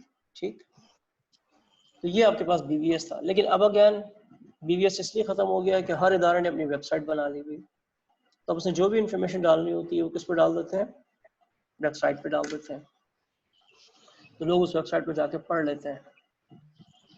जी एवरीवन? यस सर, क्लियर है। जी, कोई एक आध और आवाज भी आनी चाहिए। सर इसमें ना सर थोड़ा सा मसला आ रहा है सर, ये क्या कि ऑनलाइन चीज है क्या है ये? ऑनलाइन चीज ही होगी ना, जब नेटवर्क है तो ऑनलाइन ही होगी ना, क्या होगा। ये एक इलेक्ट्रॉनिक नोटिस बोर्ड है। क्या है ये? इलेक्ट्रॉनिक नोटिस बोर्ड है। आप अपना ICMA का आके नोटिस बोर्ड पढ़ते हैं, ऑफिस में आके नोटिस बोर्ड पढ़ते हैं, इसमें पढ़ने की जरूरत नहीं है आके। ये इलेक्ट्रॉनिक नोटिस बोर्ड है, जैसे ICMA ने एक BBS बना ली, आप घर से बैठ के उसको देख सकते हैं अपने सेल फोन के थ्रू या लैपटॉप के थ्रू, जो भी नोटिस पढ़ लें आप। ठीक जी, ठीक है। स्पेशल सेटअप था, लेकिन अब ये खत्म हो गया इसलिए कि वेबसाइट्स आ गई हैं। ठीक हो गया, राइट। अच्छा जी, फिर आपके पास इंटरनेट आ गया और इस इंटरनेट ने ही असल में सारी चीज़ों को पीछे उड़ा दिया। अब हर चीज़ जो है ना इस इंटरनेशनल नेटवर्क पे आ गई है। इस नेटवर्क पे आपके पास बिलियंस ऑफ यूजर्स हैं, मिलियंस ऑफ सर्वर्स हैं। ठीक, और इसको आप कह सकते हैं नेटवर्क ऑफ नेटवर्क। पीछे अभी जो बात हो रही थी ना कि वो हम लैन मिला दें, वैन मिला दें, क्या मिला दें, सब कुछ मिला दें तो इट बिकम्स इंटरनेट। ठीक है जी, and it is the ultimate source of knowledge. सब इसको यूज कर रहे हैं, तो I don't need to say much. इस पे आपके पास billions of pages of information है। Any topic under the sun, कुछ भी आप कहें आपको इंफॉर्मेशन मिल जाएगी। ठीक, अरबों वेबसाइट्स हैं, इन वेबसाइट्स पे आप जाकर इंफॉर्मेशन ले सकते हैं। जी, ये चीज समझ आती है? Yes sir. अब आपके पास जो अगली चीज है दैट इज इंट्रानेट, और अगली चीज है एक्स्ट्रानेट। तो पहले इस लफ्ज को क्लियर कर लें ताकि कंफ्यूजन ना हो, बिकॉज वो बाद में फिर लोग को लगता है कि हमें डिफरेंस क्या है। तो डिफरेंस आई ऑलवेज हाईलाइट, तो यहाँ पर मैं हाईलाइट कर दूं। इंट्रा का मतलब होता है विद इन कंपनी, और एक्स्ट्रा का मतलब होता है, एक्स्ट्रा का मतलब है ग्लोबली, आउटसाइड। जी, somebody raised hand. Any questions? जी, किसी ने हाथ उठाया अभी? ओके, देखिए अब क्या है, क्या जब आप इंटरनेट यूज करते हैं तो आपको भी मैंने क्या कहा, आपको पता भी है कि इंटरनेट पे वेबसाइट्स होती हैं। इंटरनेट पे वेबसाइट्स होती हैं, हर कंपनी की वेबसाइट है। ठीक है, मैं उस वेबसाइट को, अच्छा वो वेबसाइट जो है उस कंपनी के सर्वर में पड़ी हुई है। एक एक लफ्ज को जरा साथ रखिएगा, अदरवाइज बाद में कंफ्यूजन होगी। तो हर कंपनी की वेबसाइट है, वो वेबसाइट उसके सर्वर में है, और मैं अपने कंप्यूटर में यूजिंग ए ब्राउजर, मैं अपने कंप्यूटर में यूजिंग ए ब्राउजर उस सर्वर को एक्सेस कर सकता हूँ और वो वेबसाइट मेरे पास स्क्रीन पर आ जाती है। ऐसे ही है? जी एवरीवन? जी सर, ठीक है, ऐसा ही है ना? तो इसका मतलब है कि इंटरनेट पे चीजें पड़ी हैं वेबसाइट में, और मैं जो है उस ब्राउजर को की मदद से वहां पे जा सकता हूँ। अच्छा, लेकिन इंटरनेट तो पब्लिक के लिए है, इंटरनेट तो जनरल पब्लिक के लिए है। अब हुआ यह है कि कंपनीज ने सिर्फ अपने एम्प्लॉइज के लिए एक इंटरनेट बना लिया है। Be careful, words are important.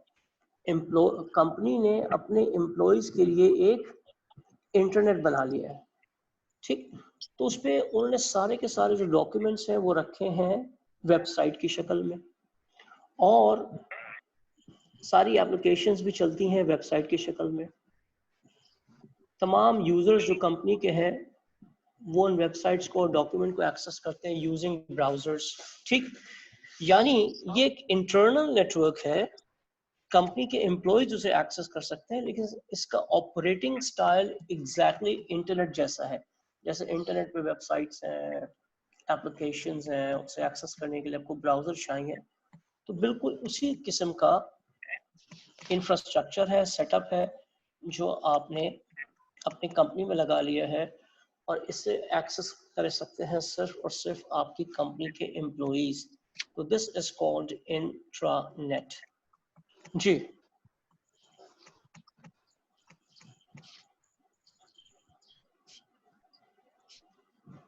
Everyone, क्या ये बात समझ आती है? ये सर ठीक है, ये क्लियर है कि आपने सर क्लियर है, अपना एक इंटरनेट बना लिया है, स्टाइल बिल्कुल इंटरनेट जैसा है, लेकिन ये अवेलेबल है और यूजेबल है बाय ओनली कंपनी एम्प्लॉइज, ठीक है। तो एम्प्लॉइज इसको बिल्कुल इस्तेमाल करते हैं, इंटरनेट की शक्ल की तरह से है, ब्राउजर्स हैं, सर्च इंजन्स हैं और सारी चीज़ें हैं, लेकिन ये एक इंटरनल नेटवर्क है, इसीलिए ये इंट्रानेट कहलाता है। सिक्योरिटी के लिए होता है ये?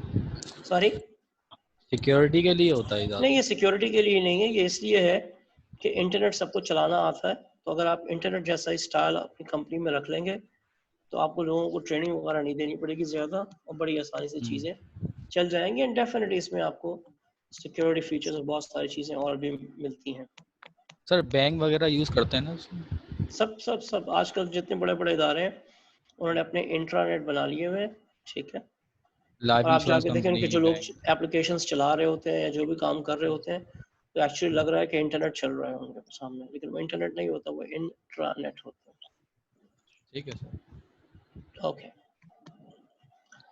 अच्छा जी, अब इंट्रा का मतलब विद इन है, तो एक्स्ट्रा का मतलब है आउटसाइड।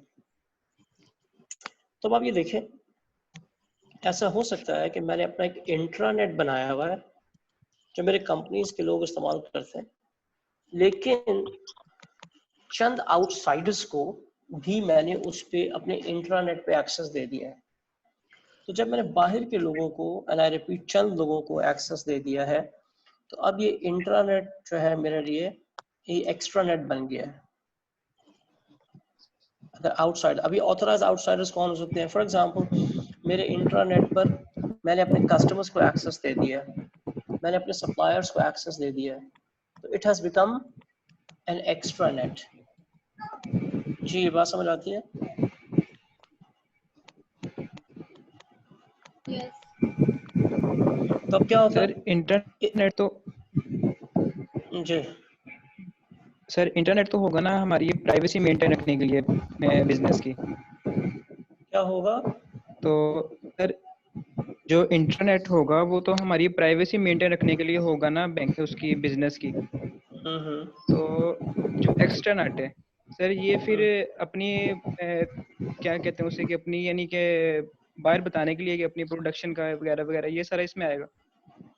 नहीं, मैं हर एक को फुल एक्सेस थोड़ी दे रहा हूँ। मैंने आपसे कहा, लिखा हुआ भी है कि मैंने अपने इंटरनेट पे चंद ऑथराइज लोगों को, चूंकि मेरे कस्टमर्स हैं और मेरे सप्लायर्स हैं, उनको मैंने एक्सेस दिया। और कब हमने कहा कि हमने फुल एक्सेस दिया? हमने उन्हें लिमिटेड एक्सेस दिया है। फॉर एग्जांपल, मैंने अपने कस्टमर्स को एक्सेस दिया है कि वो मेरे नेटवर्क पे आके देख सकते हैं कि उनका ऑर्डर किस स्टेज पर है, ठीक है, उनकी कितनी प्रोडक्शन हो गई है, ठीक है, या उनके कितने यूनिट्स बन गए हैं, ठीक। इस किस्म की चीज़ समझ आ गया सर। जैसे एक मैन्युफैक्चरर है, वो अपने होलसेलर रिटेलर को देता है, इसी तरह से? हाँ हाँ हाँ हाँ, बिल्कुल। एक अच्छी चीज़ लिखी है यहाँ पर, ये पढ़ लें, ट्रेडिंग पार्टनर्स। अब ट्रेडिंग पार्टनर्स आमतौर से आपके कस्टमर और सप्लायर्स ही होते हैं। अब होलसेलर, रिटेलर, फ्रेंचाइज, जो भी उसके फॉर्म्स हो सकते हैं, ठीक है। अब इसका मतलब ये है कि इससे शुरू हो जाती है आपके पास EDI। EDI का मतलब क्या है? Electronic data interchange. Electronic data interchange क्या है जी? कि अब आप देखें, आपके और आपके ट्रेडिंग पार्टनर के बीच में जो डेटा ट्रांसफर हो रहा है वो कैसे हो रहा है? इलेक्ट्रॉनिकली, ठीक है।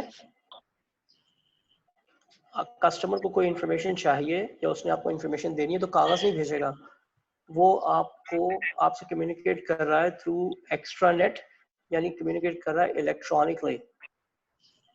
जी everyone,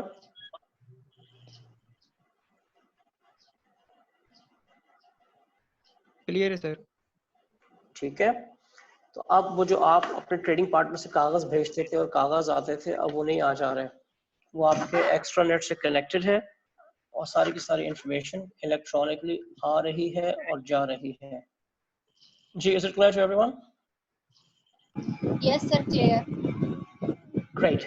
And this is the end of the chapter.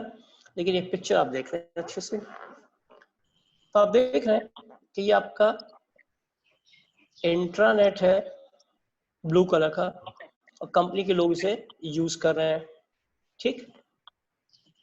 और आपने अपने ट्रेडिंग पार्टनर्स को एक्सेस दे दिया है, अब वो इंटरनेट के थ्रू आपके सिस्टम में आ सकते हैं और इंफॉर्मेशन ले सकते हैं और दे सकते हैं। और आ सकते हैं का मतलब ये कि उतना ही आ सकते हैं जितना मैंने अलाउ किया हुआ है, ठीक है। तो इंटरनेट के थ्रू मेरे सिस्टम में आते हैं, जो इंफॉर्मेशन उन्हें चाहिए वो ले सकते हैं। तो ये अब एक्स्ट्रा नेट बन गया है। जी एवरीवन,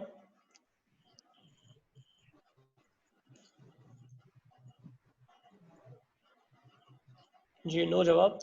क्लियर है सर। सर ये जो वेबसाइट होती है ये भी तो एक्स्ट्रा नेट की एक सॉर्ट है। जी क्या कह रहे हैं? वेबसाइट जो है वो क्या होती है? एक्स्ट्रा नेट में ही आ जाती है, क्योंकि वेबसाइट में भी हम अलाउ करते हैं अपने कस्टमर को कि वो वेबसाइट तो इंटरनेट पे होती है ना, तो इंटरनेट तो एक अलग चीज है ना। हमने तीन अलग अलग चीजें पढ़ी है। एक हमने इंटरनेट पढ़ा है जिसमें कोई भी आ सकता है, एक हमने इंट्रानेट पढ़ा है कि जो सिर्फ कंपनी के एम्प्लॉइज के लिए है, और एक हमने एक्स्ट्रा नेट पढ़ा है कि जो मेरे इंट्रानेट पे चंद ऑथराइज लोगों को मैं एक्सेस देता हूँ। जो हम एक्सेस देते हैं वो तो जी जो बोले वेबसाइट में भी तो हमने जनरल पब्लिक को एक्सेस दी हुई होती है कि हमारे तो हसीन नौजवान वो इंटरनेट है ना, वो इंटरनेट का फीचर है कि इंटरनेट पे हमने कहा कि there are billions of users, there are billions of websites, and जो भी चीज आपने इंटरनेट पे डाल दी है एनीबॉडी कैन एक्सेस दैट, उसमें कोई रिस्ट्रिक्शंस नहीं, कोई रिस्ट्रिक्शन नहीं, कोई मसला नहीं है।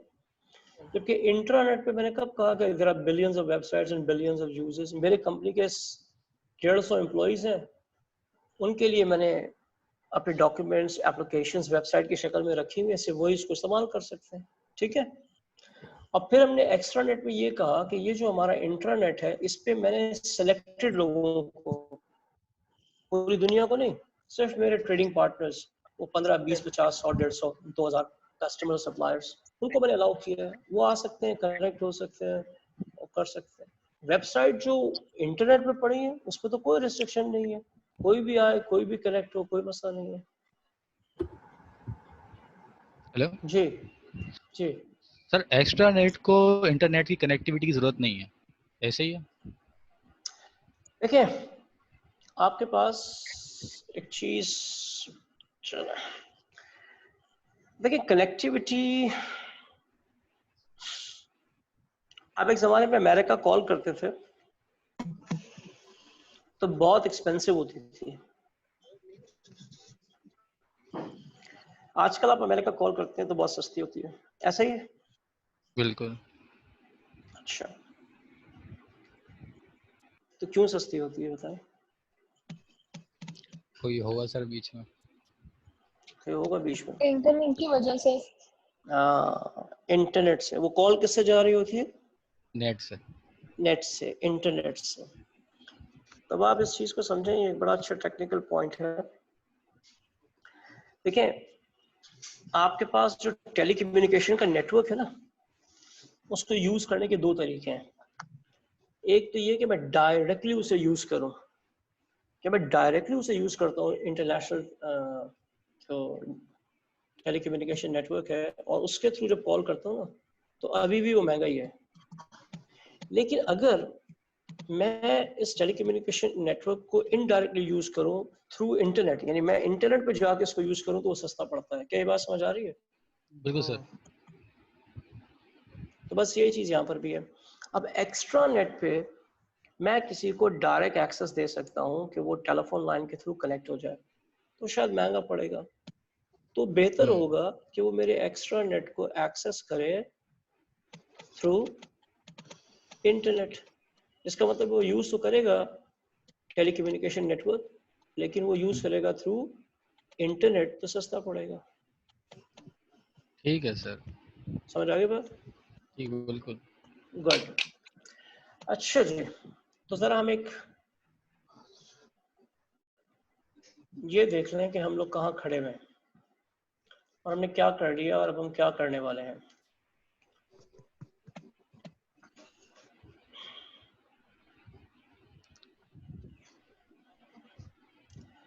ओके, स्क्रीन आ रही है सबके पास?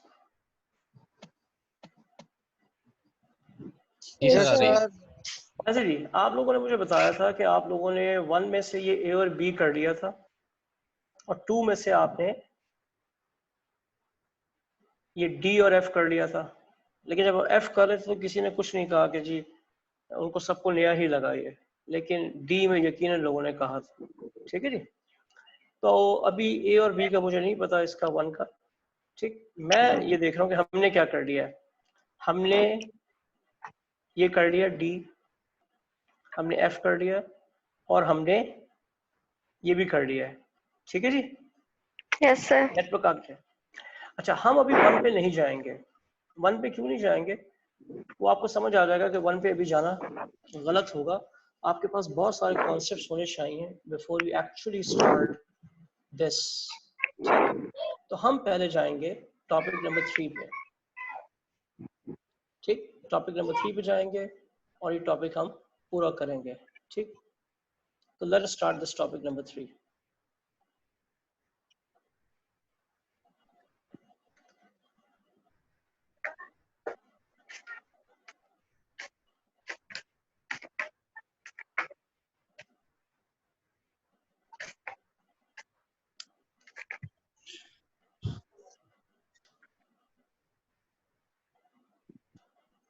हेलो जी, जी, आज ये आ गया जी, टॉपिक नंबर 3 आपके पास आ गया स्क्रीन पे। Do you see this? Information and database, और इसमें आपके पास बहुत सारे टॉपिक हैं, ए बी सी डी से लेकर आपके पास टॉपिक्स हैं कोई जे के एल एम तक। ठीक, 13 टॉपिक हैं एवरीवन। जी एवरीवन?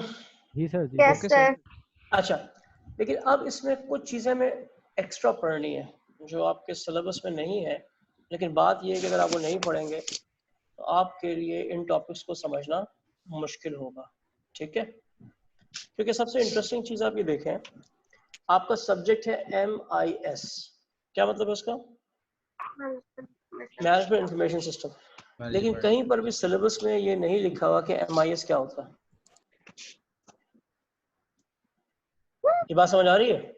Yes sir. सिलेबस में कहीं पर भी नहीं है कि यस जो सर। आपका कोर्स है वो एक्चुअली है क्या। तो यहाँ पर अब मैं इस टॉपिक में चाहूंगा कि मैं आपको थोड़ा सा MIS का बैकग्राउंड दे दूं। ठीक है, और इस MIS के बैकग्राउंड को फिर हम कनेक्ट कर लेंगे टॉपिक नंबर 3 के अंदर जो पॉइंट्स हैं। तो आपके पास आपको अपने कोर्स का एक सेंट्रल आइडिया भी मिल जाएगा, कॉन्सेप्ट भी क्लियर हो जाएगा, और यहाँ जो आपके पास 13 पॉइंट्स आपने समझने हैं वो आसान हो जाएंगे। जी, एवरीबॉडी अंडरस्टैंड्स? जी सर। चलो जी, तो लेट्स मूव ऑन। तो इंट्रोडक्शन टू MIS। अच्छा, मैंने ये किया कि इनको अलग अलग ही कर दिया है। MIS एक ही चीज़ है, लेकिन इसको मैंने अलग अलग कर दिया है। तो उसको हम अलग अलग पढ़ेंगे, फिर मिला के पढ़ लेंगे। यानी पहले हम पढ़ेंगे मैनेजमेंट क्या होती है, फिर हम पढ़ेंगे इंफॉर्मेशन क्या होती है, फिर हम पढ़ेंगे सिस्टम क्या होता है। ठीक है, फिर हम मिला के देखेंगे इंफॉर्मेशन सिस्टम क्या होता है। ठीक, IRS को मिला के देखेंगे कि इंफॉर्मेशन सिस्टम क्या होता है, और फिर M को मिला के देखेंगे MIS क्या होता है। क्या आपको लॉजिक सीक्वेंस समझ आ रही है? Yes sir. चलें, ग्रेट। अच्छा, अब हो सकता है चंद लोगों ने बीकॉम में, मास्टर्स में या यहीं पर थोड़ा सा ईएम पढ़ा हुआ हो, एंटरप्राइज मैनेजमेंट। मेजॉरिटी ने पढ़ा हो? यस सर, पढ़ रहे हैं अभी चलें, तो ग्रेट। फिलहाल। कुछ पढ़ रहे हैं, कुछ ने पढ़ लिया, ठीक है। बहरहाल, तो हम MIS समझने के लिए M, I और S को अलग अलग समझ लेते हैं। तो पहले तो मैनेजमेंट समझें। अच्छा, ये बड़ा इंपॉर्टेंट चीज़ है, चंद लोग उसको इग्नोर कर सकते हैं, तो you have a right to ignore it, but if you ignore it तो रेस्ट अश्योर्ड आगे आपके पास प्रॉब्लम आएगी, ठीक। क्योंकि MIS पढ़ाने के बाद हम ये देखेंगे, देखिए कोई भी सिस्टम जो है किस लिए बनता है? मैनेजमेंट की मदद के लिए बनता है ना, यस नो? Yes sir. अगर आपको सिस्टम को समझना है तो आपको MIS को समझना होगा अलग अलग, M, I और S। अच्छा, मैनेजमेंट की एक अच्छी सी डेफिनेशन यहाँ कोट की है मैंने, management is getting things done by others. तो अगर आप खुद काम करते हैं तो आप मैनेजर नहीं है, दूसरों से काम कराना is management. And that's a nice definition from rosemary Stewart.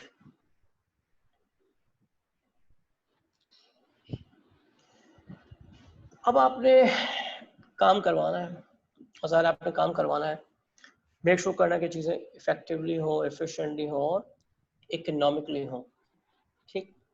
तो उसके लिए आपको एक अच्छा मैनेजर बनने के लिए आपको पहले तो ये समझ आना चाहिए कि मैनेजमेंट क्या होती है, मैनेजमेंट क्या होती है।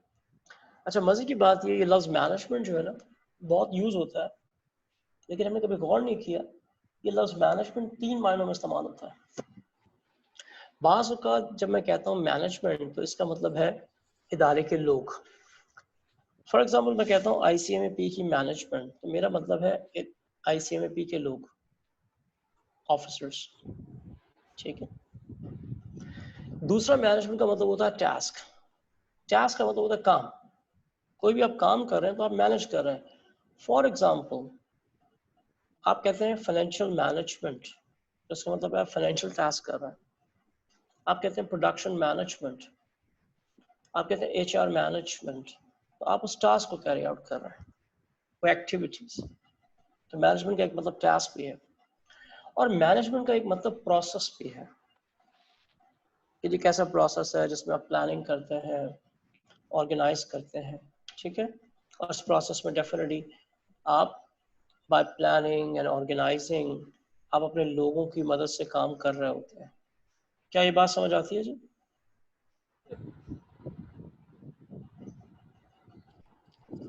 Everyone?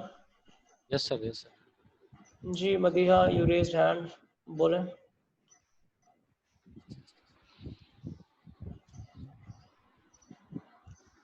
Ji Madiha, you have a question? Sir ये वापस रिपीट कर दें। ये पीपल, टास्क और प्रोसेस वाली बात? Yes sir. मैं कहता हूँ ICMA की मैनेजमेंट, क्या मतलब है इसका? ICMA के लोग, यस? Yes sir. मैं कहता हूँ कि जी मैं आजकल जो है ये बिजनेस मैनेज कर रहा हूँ, इसका मतलब मैं इस टास्क को कैरी आउट कर रहा हूँ, यस नो? Yes sir. आजकल आप कहती हैं कि मैं अपनी पढ़ाई मैनेज कर रही हूँ, ठीक है। आजकल मैं अपनी पढ़ाई मैनेजमेंट में इन्वॉल्व हूँ, इसका मतलब आप एक टास्क को कैरी आउट कर रहे हैं। Yes sir. और मैनेजमेंट एक प्रोसेस भी है जिसमें हम अभी पढ़ते हैं कि इस मैनेजमेंट का मतलब होता है कि आप चीज़ों को प्लान करें, ऑर्गेनाइज करें, ठीक है। तो मैनेजमेंट एक प्रोसेस भी है, ठीक है। Okay sir, thank you. Okay, अब आपके पास ये बड़ा अहम सवाल है कि मैनेजर करता क्या है। चल लोग कहते हैं मैनेजर कुछ नहीं करता, बस सुबह सुबह ऑफिस आता है,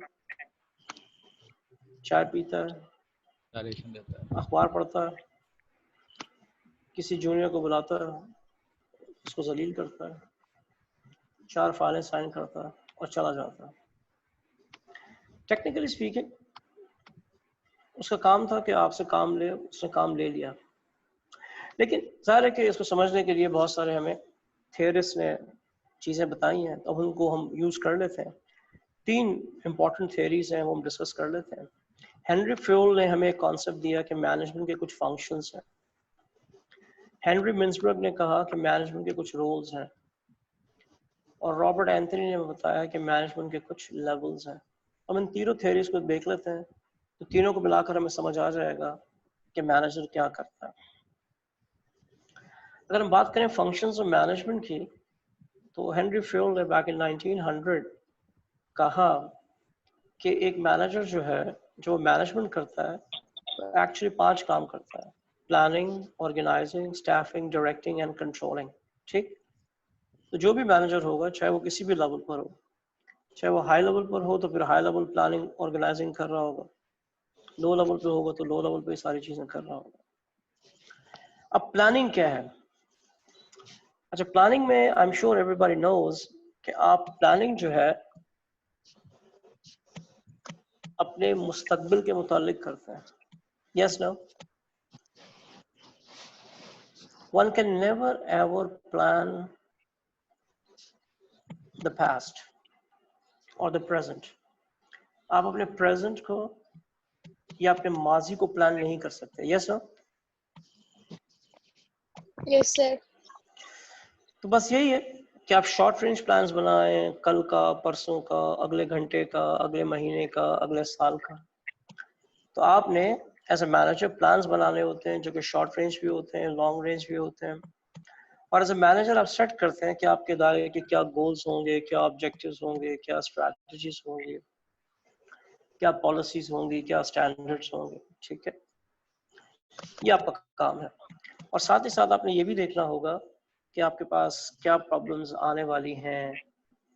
जब कोई प्रॉब्लम आएगी तो उसके साथ मैं क्या करूंगा। फिर आपने ये भी प्लान करना होता है कि कोई अपॉर्चुनिटीज आएंगी तो मैं उन्हें कैसे हैंडल करूंगा।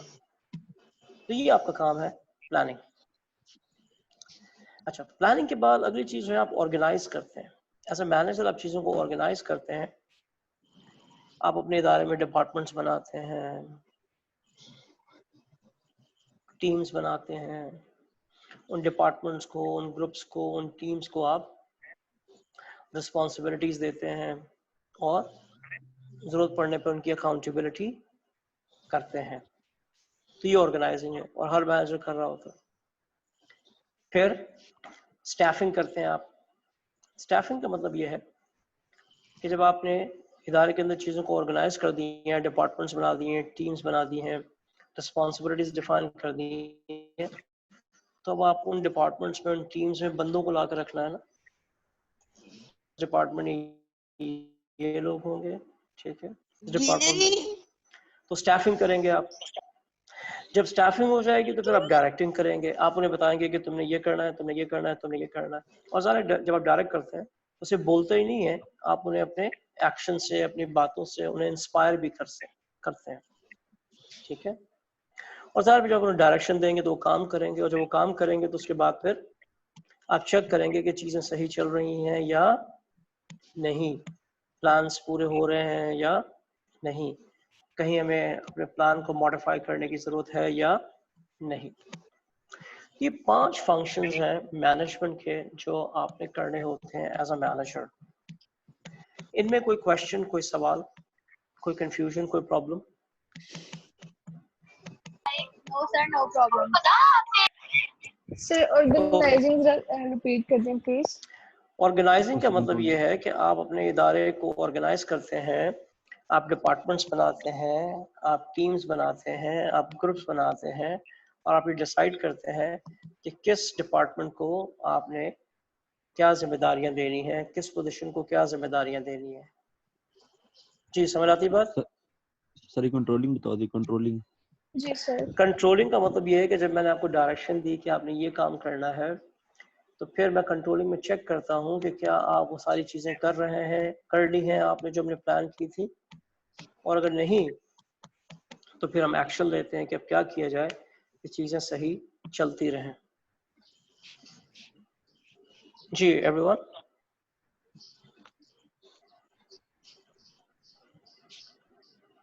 जनाब, everyone understands? Yes sir, clear है। जी सर, ओके। अच्छा, दूसरी थियरी है रोल्स ऑफ मैनेजमेंट। ये रोल्स ऑफ मैनेजमेंट जो है ये आपको बताए हेनरी मिन्सबर्ग ने। ठीक है, उसने ये कहा कि हर मैनेजर जो है उसके पास ये अथॉरिटी होती है, उसके पास ये कैपेसिटी होती है, उसके पास ये पोजीशन होती है कि वो मुख्तलिफ औकात में मुख्तलिफ रोल्स परफॉर्म कर सकता है। और ये कुल रोल्स हैं 10, और इन 10 रोल्स को उसने बांटा 3 हेडिंग्स में, 3 रोल्स में। इंटरपर्सनल रोल्स, इसके अंदर 3 रोल्स हैं। इंफॉर्मेशनल रोल्स, इसके अंदर 3 रोल्स हैं। डिसीजन रोल्स, इसके अंदर 4 रोल्स हैं। ठीक, ये वो 10 रोल्स हैं जो एक मैनेजर परफॉर्म करता है। जी ये बात समझ आती है? डिटेल्स देखते हैं अभी इसकी हम, लेकिन ये बात आपको समझ आती है कि एक मैनेजर के पास ये पावर है, ये कैपेसिटी है कि वो मुख्तलिफ सिचुएशंस में इन रोल्स को अदा करे। जी यहाँ तक बात समझ आती है? Yes, sir. Okay, interpersonal roles. अच्छा, इंटरपर्सनल रोल्स में 3 रोल्स हैं, और ये वो रोल्स हैं जो एक मैनेजर अदा करता है अमंग पीपल। सर एक मैनेजर है तो उसके इर्द गिर्द लोग होंगे, तो अब ये लोगों से मुतालिक रोल्स हैं। फॉर एग्जांपल, पहला रोल है a manager should be a leader. एक मैनेजर को लीडरशिप दिखानी पड़ेगी, क्योंकि उसके पास सबॉर्डिनेट्स हैं, और सबॉर्डिनेट्स जो हैं वो उसको देखते हैं। कोई मसला आता है तो सबॉर्डिनेट उसकी तरफ देखते हैं कि अब हमारा बॉस हमें लीड करेगा, गाइड करेगा। तो ये एक रोल है जो कि उसे अदा करना है अपने जूनियर्स के लिए। जी इज इट क्लियर?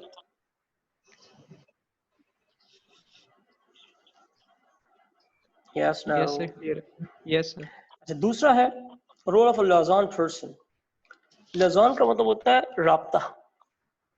लियाज़न का मतलब होता है राब्ता। आप देखिए ना, जब भी एक इदारा दूसरे इदारे से कनेक्ट करता है, फॉर एग्जांपल हम ये कहते हैं आईसीएमए ने मिनिस्ट्री ऑफ फाइनेंस से कांटेक्ट किया, तो डू यू थिंक कि आईसीएमए ने मिनिस्ट्री ऑफ फाइनेंस से कांटेक्ट किया होगा? नो।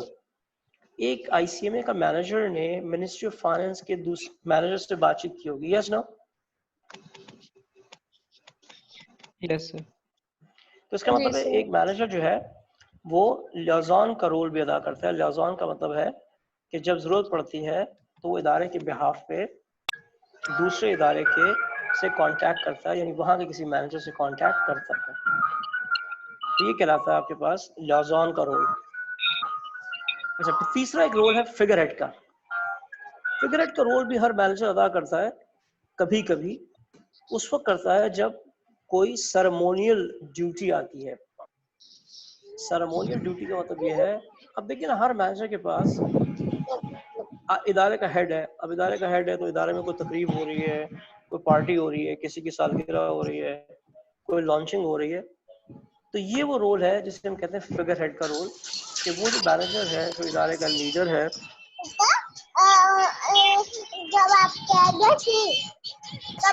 जी जरा माइक को कंट्रोल करें आप लोग।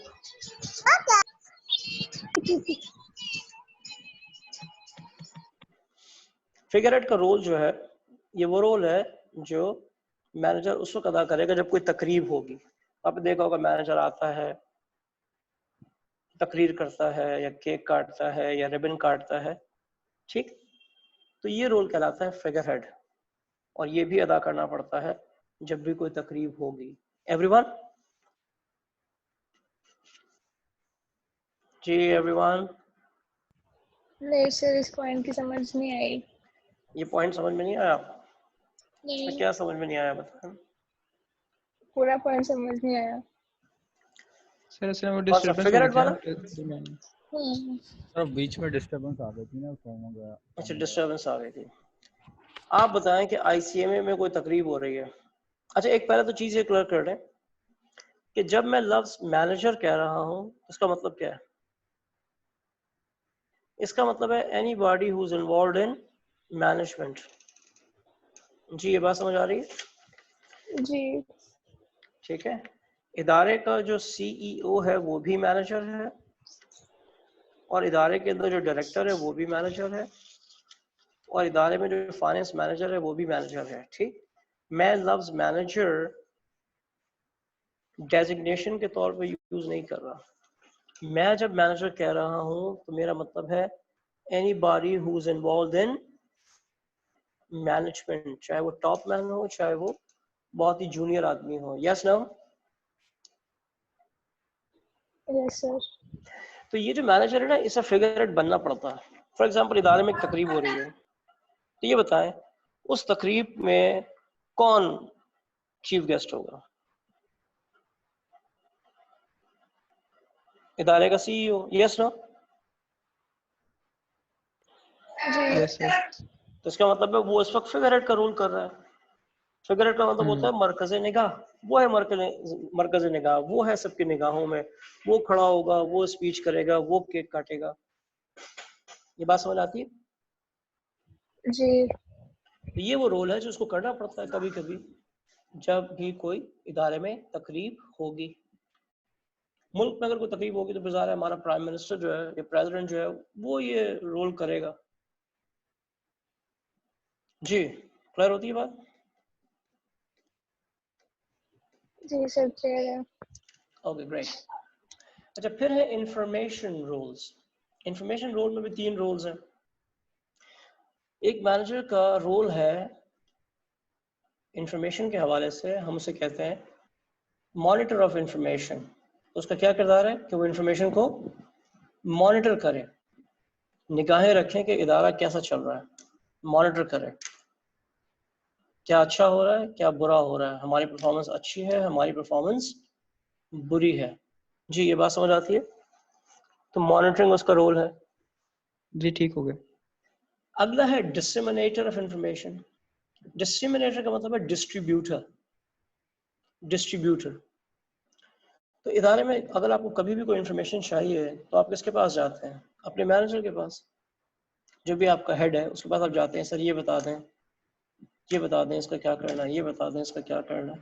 तो he is the disseminator of, she is the disseminator of information. बात समझ आती है? जी सर। तीसरा उसका रोल है इंफॉर्मेशन के हवाले से, वो स्पोक्स पर्सन है। इदारे के बाहर भी जब लोगों को इंफॉर्मेशन चाहिए होती तो हर कोई नहीं दे जाता इंफॉर्मेशन। ये एक मैनेजर होगा जो खड़ा होगा और इदारे के बिहाफ पे लोगों को इंफॉर्मेशन देगा। आपने देखा होगा ना हर इदारे का एक स्पोक्स पर्सन होता है जो इदारे के बिहाफ पे इंफॉर्मेशन देता है। तो ये भी एक रोल है जो कि मैनेजर को अदा करना होता है।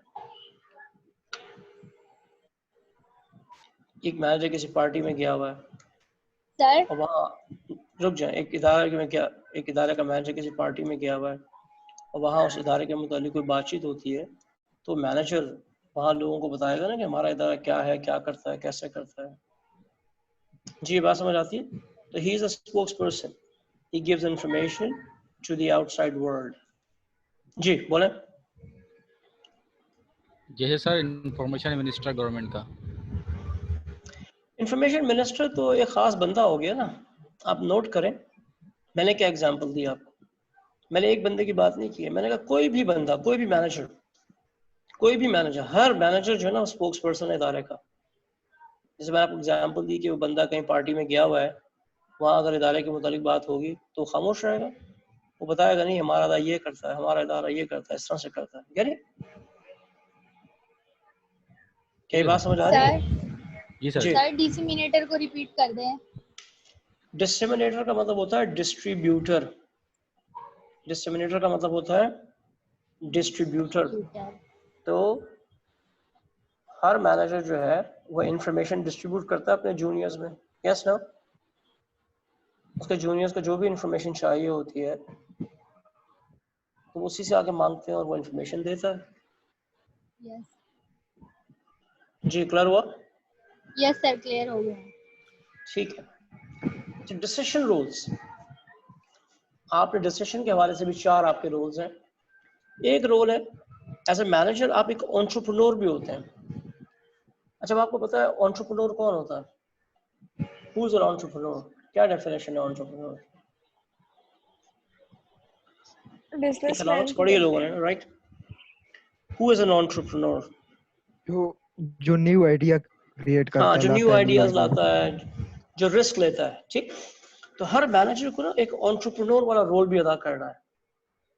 उसको अपने इदारे में अपने डिपार्टमेंट में चेंजेस लानी है, इनोवेशन करनी है, क्रिएटिविटी करनी है, आइडियाज लाने हैं, रिस्क लेने हैं, और ज़ाहिर है कि इन सब के मुतालिक उसे डिसाइड करना पड़ेगा। तो ये एक डिसिशनल रोल है, ये एक डिसिशनल रोल है।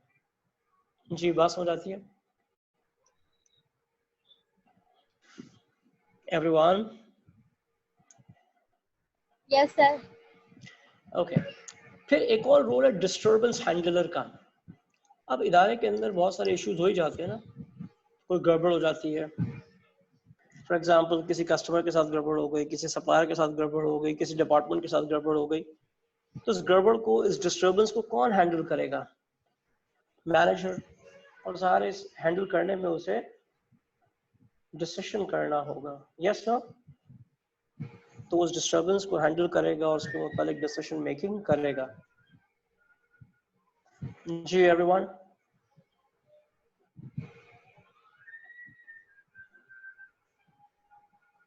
जी यस नो? यस सर, ठीक है। Yes sir. ओके, फिर आपके पास रिसोर्स एलोकेशन। एक मैनेजर जो है रिसोर्सेज के मुतालिक भी डिसाइड करता है। आप मैनेजर हैं, आपका जूनियर आपके पास आता है, वो आपसे कहता है सर ये जो आपने काम दिया इसको काम करने के लिए 4 बंदे भी चाहिए होंगे, इतने पैसे भी चाहिए होंगे, इतना टाइम भी चाहिए होगा। तो आप उसे वो रिसोर्सेज देते हैं, या आप कहते हैं नहीं यार ये तुम ज़्यादा कह रहे हो, टाइम ज़्यादा है, पैसे ज़्यादा है, मैं तुम्हें इतने रिसोर्सेज नहीं दे सकता, मैं तुम्हें इतने दे सकता हूँ। इसका मतलब है you are doing decision making related to resources allocation, yes no? Yes sir. और आखिरी जो रोल है डिसीजंस के हवाले से, दैट इज नेगोशिएटर। जो नेगोशिएशन का अंदाजा है आप लोगों को कि इसमें आप क्या करते हैं, नेगोशिएट करते हैं, कुछ बार्गेन करते हैं। अब don't you think when you do bargaining तो उसमें आपको डिसीजन मेकिंग करनी पड़ती है ना, कुछ दो और कुछ लो, यस नो? किसी कस्टमर से, किसी सप्लायर से डिस्प्यूट हो गया है, किसी डिपार्टमेंट से डिस्प्यूट हो गया है, तो आप नेगोशिएट करेंगे और नेगोशिएशन में आपको फैसला करना पड़ेगा कि मैं ये करने दूं, होने दूं, ये दे दूं, ये ले लूं। जी बात समझ आती है?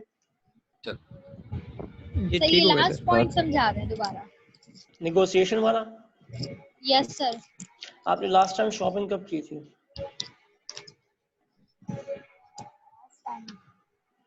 लास्ट टाइम आपने कोई चीज खरीदी, कब खरीदी? 28 को। अच्छा, जो भी आपने खरीदा तो फैसला किया था ऐसे बातचीत करते हुए दुकानदार से? यस उसने सर। कहा ये चीज, तो ये जो फैसला आपने किया तो नेगोशिएशन में फैसला करना पड़ता है ना, यस ना? यस बार्गेनिंग वगैरह। तो मैनेजर जो है वो भी नेगोशिएट करता है जब कोई मसला होता है, और जब नेगोशिएट करता है तो उसमें उसको फैसला करना पड़ता है कि यार ये मैं ले लूं, ये मैं छोड़ दूं। Getting? Yes sir, clear. Clear? चलें, ग्रेट। अच्छा जी, सर ये रिसोर्स हमारे पास 4 मिनट, सॉरी इसके रिसोर्स एलोकेटर सर एक बार दोबारा बता दें। रिसोर्स एलोकेटर, रिसोर्स एलोकेटर का मतलब क्या है? आप मैनेजर हैं, आपने अपने काम दिया जूनियर को कि जाओ ये करके लाओ। अब उस काम को करने के लिए जूनियर ने आपसे कहा सर मुझे 2 बंदे और दे दें। तो ये नेगोशिएशन में, रुक जाए यार, नेगोशिएशन 2 में लाख हमारे रुपए दे पास दें, अपॉर्चुनिटी रुक जाए 2 लाख रुपए दे दें, 2 बंदे दे दें और 1 हफ्ता दे दें। तो वो आपसे क्या मांग रहा है? रिसोर्सेज मांग रहा है ना, yes no? Sir yes sir. तो अब आप उससे कहते हैं हाँ तुम ये ले लो, या आप उससे कहते हैं नहीं यार मैं तुम्हें इतने रिसोर्सेज नहीं दे रहा, नहीं दे सकता। ये क्या कर रहे हैं आप? डिसाइड कर रहे हैं ना कि कितने रिसोर्सेज मैं दूं या ना दूं। Yes sir. तो ये आपका रोल है कि जब भी रिसोर्सेज आपसे मांगे जाएंगे तो आप डिसाइड करेंगे कि कितने रिसोर्सेज दूं या ना दूं। गेटिंग? Yes sir. अच्छा जी, एक और आवाज आ रही थी बीच में, वो क्या थी?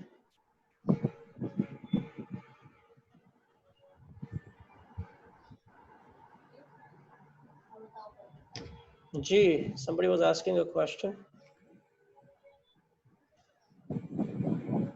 सर ये मैं ये पूछ रहा था कि जो नेगोशिएशन, आपकी आवाज बहुत हल्की आ रही है जी, दोबारा बोलें। सर मैं पूछ रहा था कि नेगोशिएशन में हमारे पास अपॉर्चुनिटी होना जरूरी है कि हम एक चीज लें और एक चीज छोड़ें? बाबा यार जब भी आप नेगोशिएशन करते हैं ना तो आपको गिव एंड टेक करना पड़ता है, ऐसा हो नहीं सकता। दुकानदार से आपने नेगोशिएट किया होगा तो कुछ उसकी मानी होगी, कुछ अपनी मनवाई होगी, ऐसा ही हुआ होगा ना। अगर कुछ मनवाना नहीं पड़ा तो इसका मतलब कोई निगोशिएशन ही नहीं थे। उसने कहा ये चीज़ ₹1,00,000 की, आपने कहा ये पकड़ो ₹1,00,000, तो कोई हुआ ही नहीं निगोशिएशन। निगोशिएशन करेंगे तो निगोशिएशन का मतलब ये बार्गेनिंग करेंगे, जब बार्गेनिंग करेंगे तो उसका मतलब है कुछ लेंगे और कुछ नहीं लेंगे, कुछ छोड़ेंगे। आपने दुकानदार से निगोशिएशन का मतलब कम्युनिकेशन सर टाइम खत्म हो गया क्लास। नेगोशिएशन का मतलब होता है bargaining, finding the middle ground. सामने वाले का अपना में नहीं लाएंगे। ये कम्युनिकेशन तो होती है, लेकिन कम्युनिकेशन तो हर जगह होती है ना। आप नेगोशिएशन की बात करते हैं, नेगोशिएशन इज अ कम्युनिकेशन जिसमें आप सामने वाले से बार्गेन करते हैं, उसका व्यू डिफरेंट होता है। सुन लो यार, आपका व्यू डिफरेंट होता है, उसका व्यू डिफरेंट होता है, आप नेगोशिएट करके कहीं बीच में आ जाते हैं कि उसकी बात भी रह जाए और आपकी बात भी रह जाए। सर क्लास का टाइम थोड़ा रह गया सर, एक में वो स्लाइड सिर्फ दिखा दें जिधर ये तीनों लेवल्स वगैरह की वो जो वो लिखे हुए थे कि इन्होंने ये पेश की थी सर, वो स्लाइड बस एक दो दिखा दें। मैं भेज दूंगा आपको ये चीजें अभी। चलें ठीक है सर, ठीक है ये दिखा दें वैसे। अस्सलाम वालेकुम। जी सर एक बार स्टार्ट से लेक्चर भी दिखा दें। अस्सलाम वालेकुम। जी वालेकुम सलाम। सर आप क्लास तो ले रहे हैं कंटिन्यू, अगर ये बुक शेयर कर दें तो आपकी बड़ी मेहरबानी होगी। अरे भाई आप, मैंने अभी जो आपसे 2 लेक्चर शेयर किए हैं वो आपने डाउनलोड कर लिए? जी कर लिए। हाँ तो बस मैं कह रहा हूँ कर दें बुक, तो उससे कोई मसला थोड़ी है सर। बुक नहीं है ना पूरी, मैं आपको ये स्टेप बाय स्टेप दे सकता हूँ चीजें पूरी। सर आप ये वर्ड की फाइल अगर शेयर कर देंगे तो इजीली होगा सर लोगों के लिए। ए हसीन नौजवान, मैंने कर दी ना, 2 शेयर कर दिए। यही था ना स्टार्ट, कौन सा स्टार्ट से क्या मतलब है? ये था स्टार्ट सर, वो ले लिया आज वाला लेक्चर जहाँ से स्टार्ट हुआ सर, क्लास का टाइम खत्म हो गया।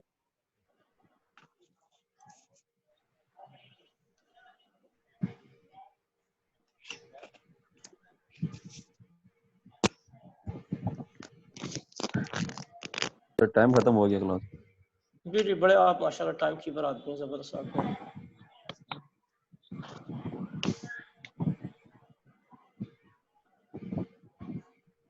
टाइम तो खत्म हो गया, आप सही कह रहे हैं, फरमाइशें नहीं खत्म हुई ना, फरमाइशों को भी तो देखें आप। जी यहाँ से शुरू किया था हमने आज।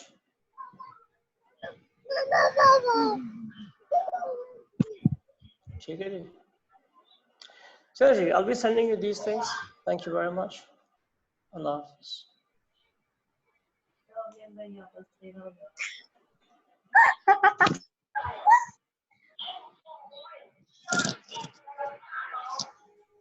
Hello.